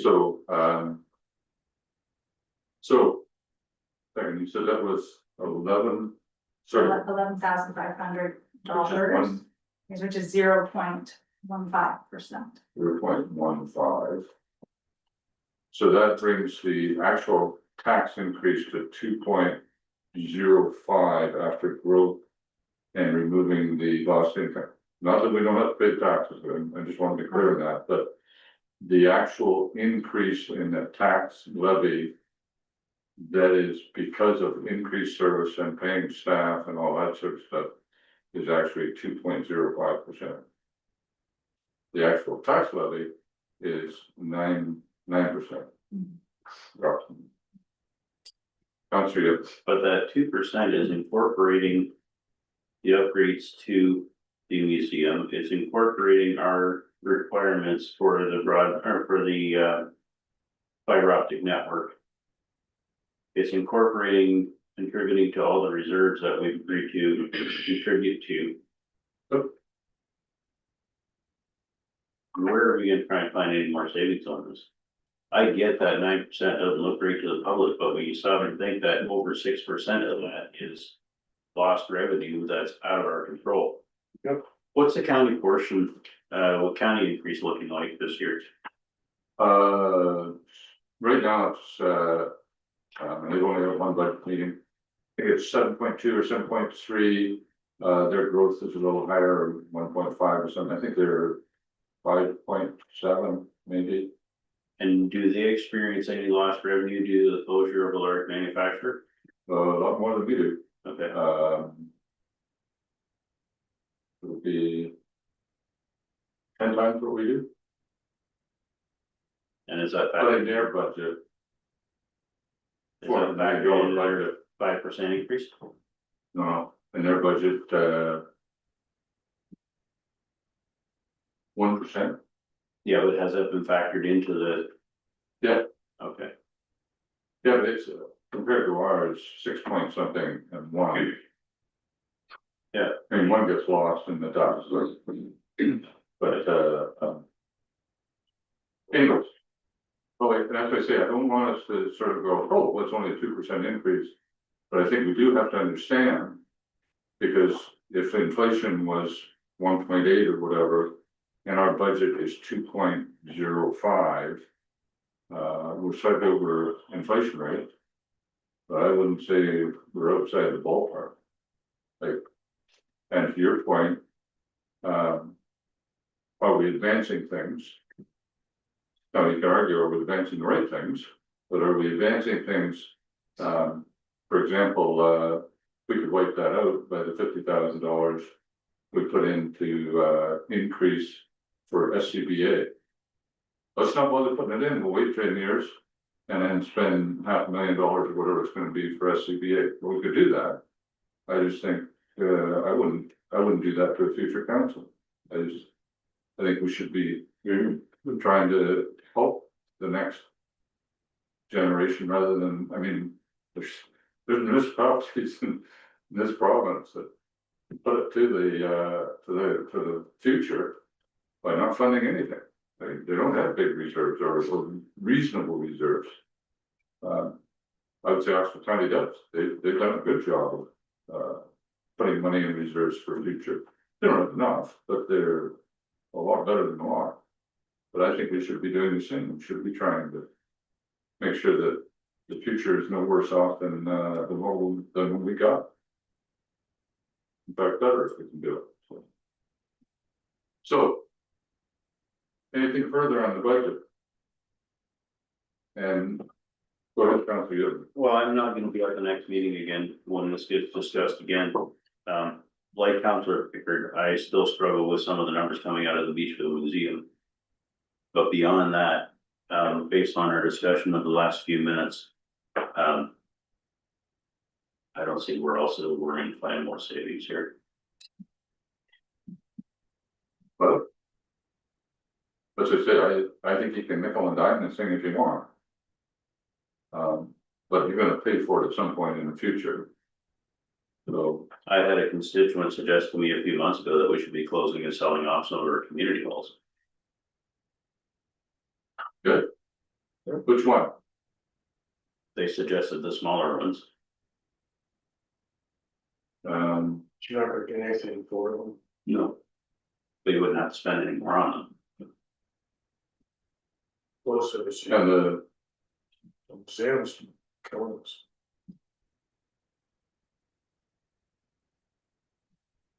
I would argue, not the museum that's killing us, it's emergency services, that's over $1 million. But I don't wanna be without it. For police, there's over $1 million. I think there's rules against being without that. Hey, I think there's rules against being without that. exactly. For roads, there's $3 million.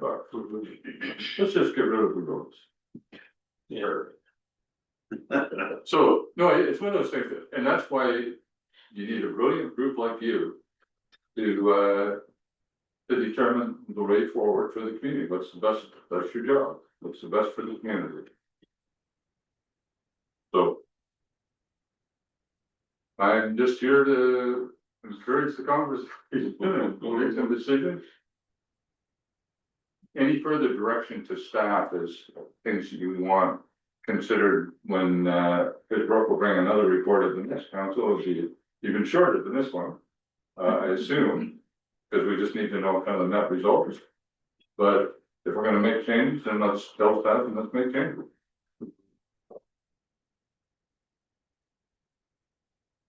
Go ahead, Councilor Berger. I think the budget is as good as it's gonna get. I came into this thinking 9% would be the number. And I'm glad that we had, it could have been a lot worse. Actually, when you think about a new this whole building, it could be a lot worse. So there's 200,000 in for the new municipal building plus money from reserves. The actual, if they build a retaining wall and whatever else it was. That's included, but that's from reserves, but there's actually a $200,000 hit, which in our case is 2.7%. Right? Yeah. That's in this budget, that wasn't in last year's budget.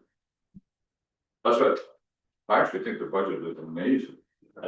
I'm trying to figure out what we've missed, because honest to goodness, I think it's way better than I thought it was gonna be. Councilor, yeah. Well, I was just gonna say, I think we need to be proud of this. Despite all the yellow signs that I'm seeing popping up all over the place, demanding that we get down to zero, I think that to me would be irresponsible government. And given the numbers that we're talking about here, I think we should be proud of it with the initiatives that we've taken on with the reserves that we're building for the different things. Reserves for SCBA, reserves for the new building, which I refuse to apologize for. I think it's a necessity at this point. I think we need to be proud of this. Still 9%. So, no, I actually am incredibly, pleased with the budget stack up forward. I thought it was gonna be a lot worse. I was afraid it was gonna be a lot worse, and I wasn't anticipating the level of loss we were gonna receive from Ingersoll. I was anticipating a couple 100,000 less. I thought we'd be at 300 instead of 480. I mean, that was my, rough out of the playing with numbers in your head, so they came. Go ahead. Well, and if it's that bad for us, how bad is it for Ingersoll? 4 times, 3 times. Yeah. Now, what they choose to do, take it out, put it in. The fact that our councilor said, do not spend money that you you're not gonna keep. But, I mean, that's basically what you've told the staff. Then, and I couldn't agree more. I think that's the right attitude. Because you don't want somebody 2 years down the road and there's a municipality within this county that spent money. And then all of a sudden, another auto plant, another plant peeled, and they were $1 million behind or whatever. And I don't ever want to do that to another council, like the future council, because that's inexcusable when we know that. All right, anything further on the budget? This is the final product, of course, bring it back to the next meeting, and Brooke will update us on anything else. Well, hopefully by then we'll also know the impact of OPP. The next meeting in December, right? So yes, theoretically, we know that. Okay. Anything further on budget? Okay, before the budget, again, thanks to senior management and particularly Brooke for great budget. Thank you. Everything in one way or another. And I suspect there was a fair amount of restrict. I mean, I don't see anybody sort of reaching out and grabbing for more here in this budget. Like, So, okay, ready to move on or any other comments? Okay, let's move on to consent agenda. We have a motion to no file, or is there anything in there that we want to do?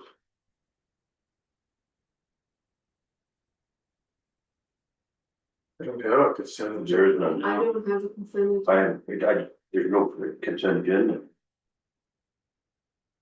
Well, I'm reading consent agenda, I'm not. No, I'm not either. 1 to 12, Nope, no, got it.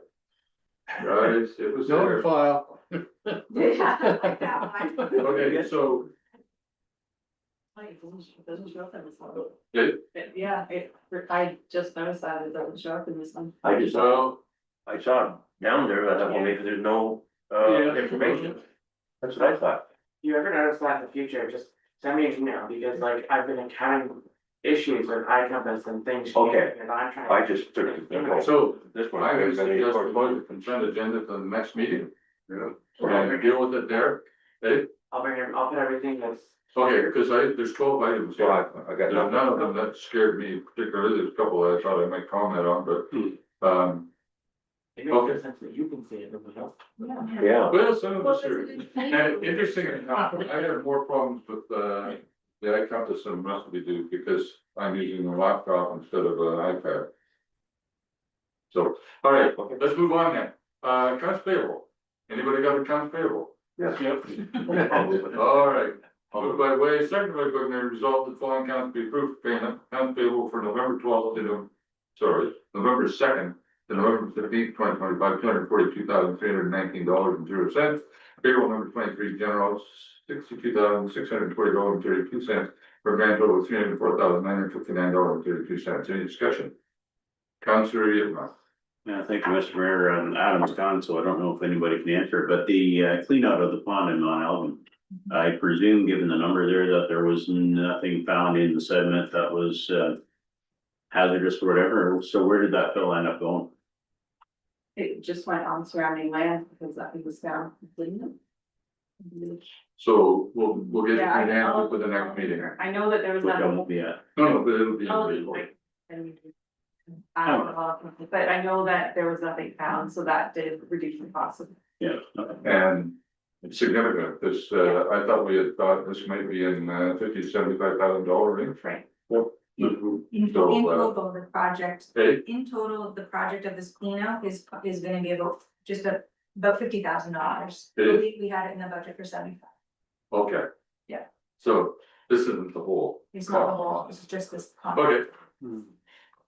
Any further discussion on that? All those in favor of the accounts payable, opposed, that's carried. We've done bylaws, notice of motion, new business, anything there? Counselor, yes, we're.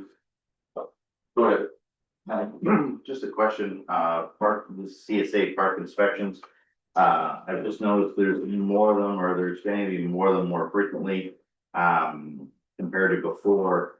And the park board having to opt for budget for these inspections. We weren't really given that guide of how many there would be, when there would be. It's just something that, you know, would have been nice to be reflected back to the boards of what exactly is being forced upon them, I guess. Okay, so how many inspections are done monthly? But does it extend through the winter season too, or what? I will have to look into that and get back to you. So are you asking for a brief report, for the boards? Well, That maybe helps them understand? well, yeah, obviously for budgeting purposes and the, you know, obviously what they're all looking for per se, I kind of have an idea of some things now, but. It would be nice to be able to say, this is what they're looking for, and this is when I will be on a regular basis. Just to keep everything transparent. Thank you. Okay, anything further for new business? Okay, then council roundtable.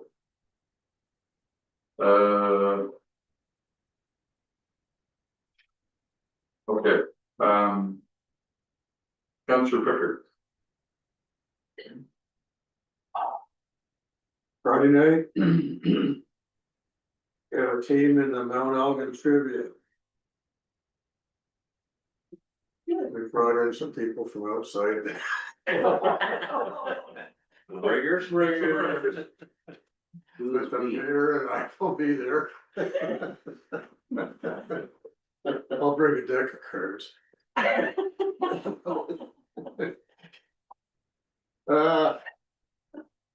Yeah, next week I got rural option economic development, we're hosting here in Sloss. That's it. Okay, Councilor Yvonne. Thank you. So as mentioned, on Friday night is the Mile End Trivia Night, so I haven't heard what final number of teams ended up registering. The last meeting I was at, they were saying they had 10 at that point, but they were open for more, so haven't heard where that's at. Durham Center Hall Board, on the 29th, so a week from Saturday, is our Christmas in the Village event. Noon until 2-ish or 3-ish. There's gonna be a chili meal there, served there, and also horse drawn wagon rides. And so we're looking forward to that. Long Point Regional Conservation Authority, at our last meeting, we discussed the announcement by the province, and I presume that probably somebody mentioned it here as well.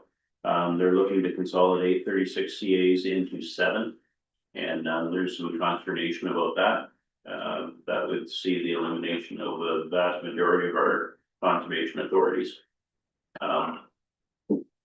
So we'll see where that all goes. The talk is that they want to see that implemented after the next municipal elections, so that'll be in 2027. And that's pretty much all I've got. Good, none for Kristen. Thank you, Mr. Mayor. I'll start off with the Engage and Inform Committee. Our next meeting is December 18th at 5 p.m. And at that meeting, we'll be doing the judging of the Christmas tree lights. So that'll be something to look forward for the community members. And also, with regards to the essay contest that we have, we've chosen 2 winners. And there's going to be a tour. I confirmed today, actually, David, with you. I don't know if you read it. Yep. Okay, and the tour will be December 12th for the 2 winners of the contest. So I take it the tour will be the museum that we spoke up today, the works department, where else? The South landfill, gravel pit, a couple of parks, couple of points of historic interest, county landfill, and then we end up at the airport for lunch. That's right. So at the museum, we're doing a tour of the museum, are we not? Great. I'm sure they'll be Well, interested in the I'm assuming we dining. are, because I haven't contacted anybody yet, but I will. Okay. Perfect, thank you. Oh, I'm not finished. Oh, okay. I'm sorry. And tonight or tomorrow, the Selford Hall, they're decorating for Christmas, and the airport meeting is November the 27th.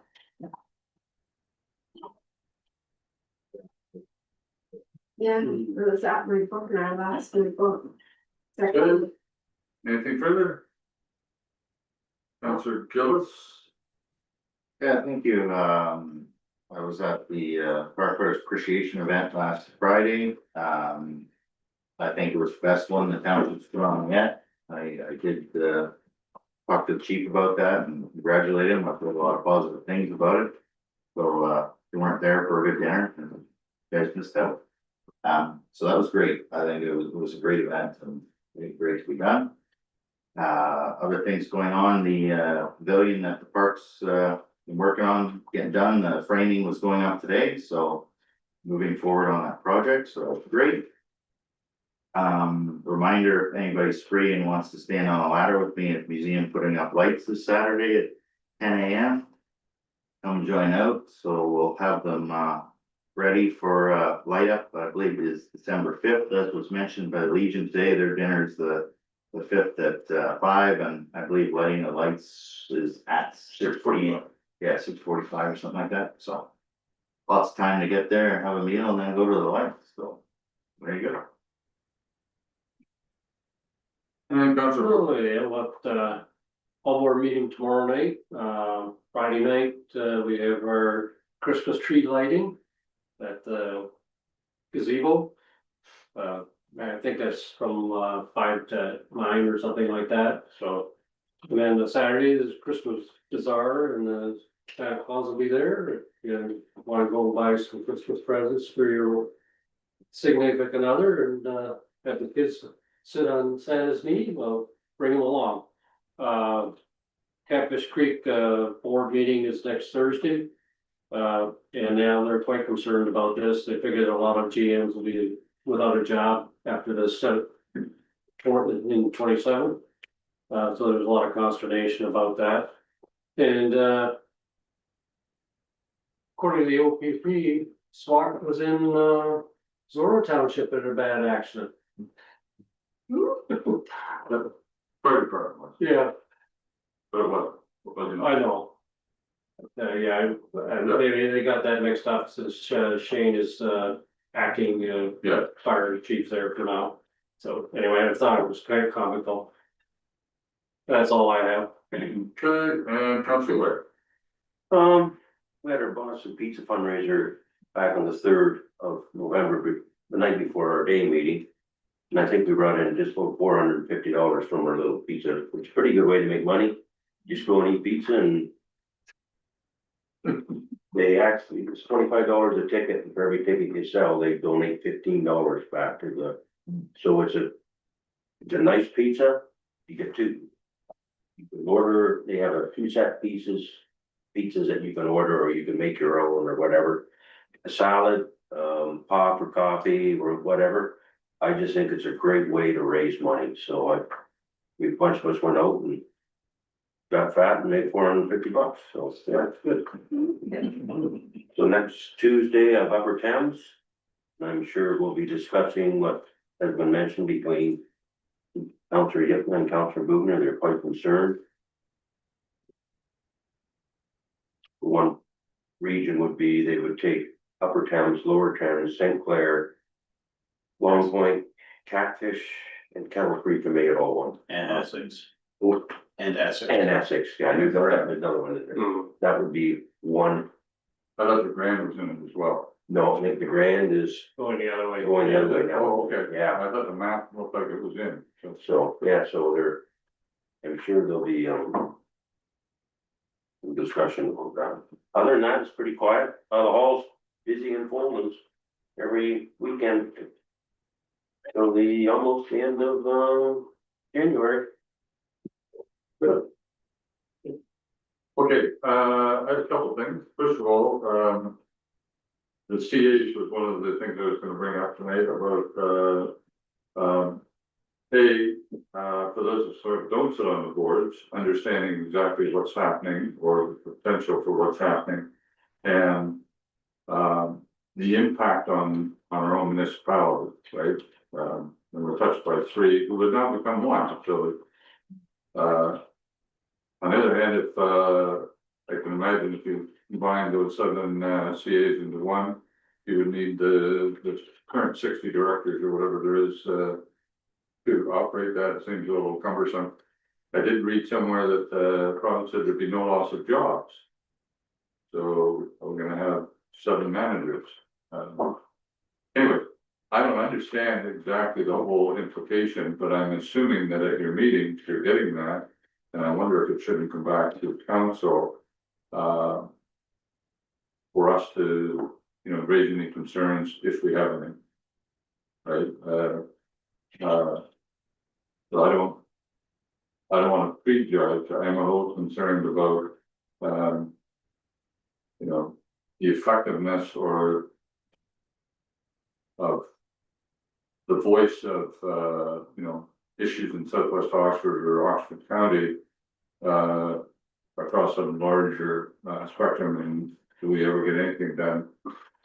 And it's just, by necessity, water down kind of the individual attention you might give to any one issue, whether that be, quite frankly, the Centerville Pond or something like that, right? And, so I'm a little curious and would like to hear more from the 3 reps after their meetings to sort of say, what does this actually look like and how does it either positively or negatively impact surplus value? So that's one. Second one I wanted to raise was, at a library board meeting today. And, so I raised the issue, or the CEO had asked me to raise the issue in, the library and potentially moving. And, so the library board itself would be interested in,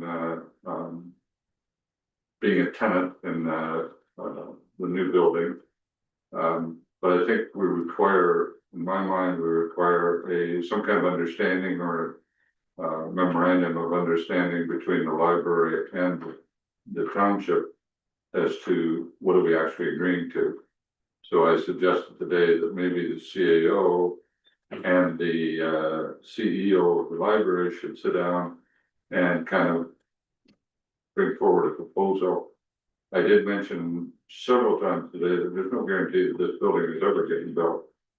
It's just, we're in exploratory stages, doing some background, homework and trying to understand costs and benefits, so. I did mention probably, we're looking at a couple thousand square feet. And, that subsequently the rent for that space would be much larger than, like higher than what it is for the current 800 square feet of working car. That didn't seem to be an issue. So the other thing, I look at the county budget, and it's difficult to break it down exactly, but in planning, when we get a planning report, or when we charge for planning things such as minor variance, right, we get a fee. The fee goes to the township, but it doesn't actually go to the county planner who did the work, right? So we kind of keep that money, but then we pay for it in another way, all taxes.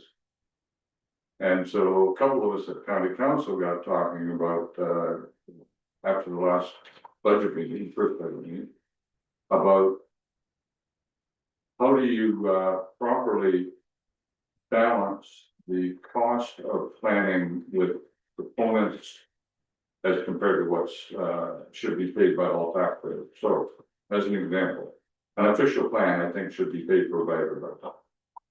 But an application for a subdivision, in my mind, should be largely paid for by the subdivider. And they start breaking things down. So who should pay for minor variance? And who should pay for the site plan control or site plan and all that sort of stuff?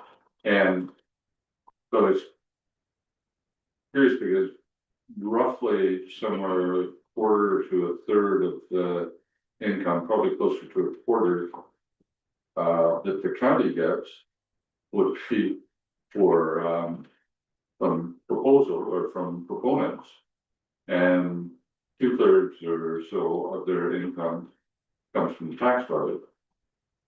So is are the taxpayers of Oxford County subsidizing development? Or like what's the fair balance as to who should pay for what? So I've been sort of running around in the back of my head trying to figure out a motion that would capture that request to sort of see what's a fair balance of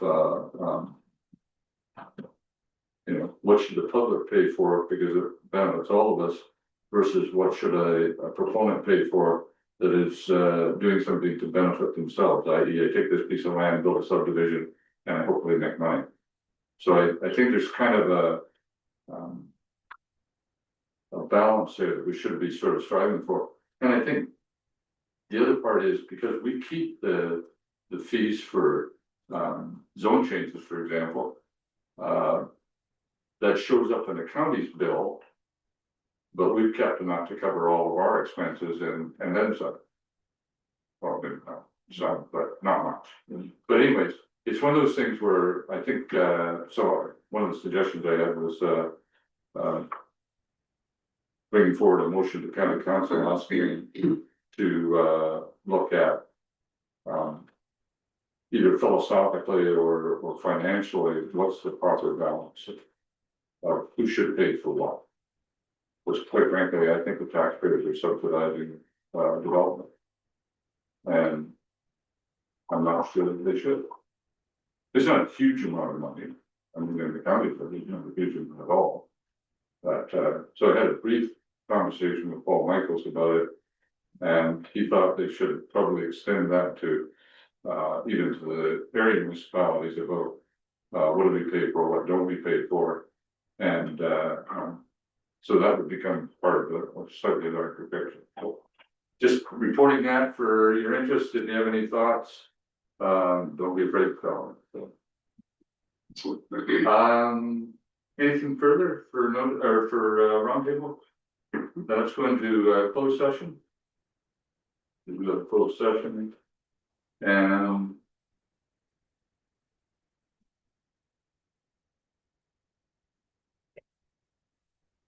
the motion to go into closed session moved by Way, second by Bookner. And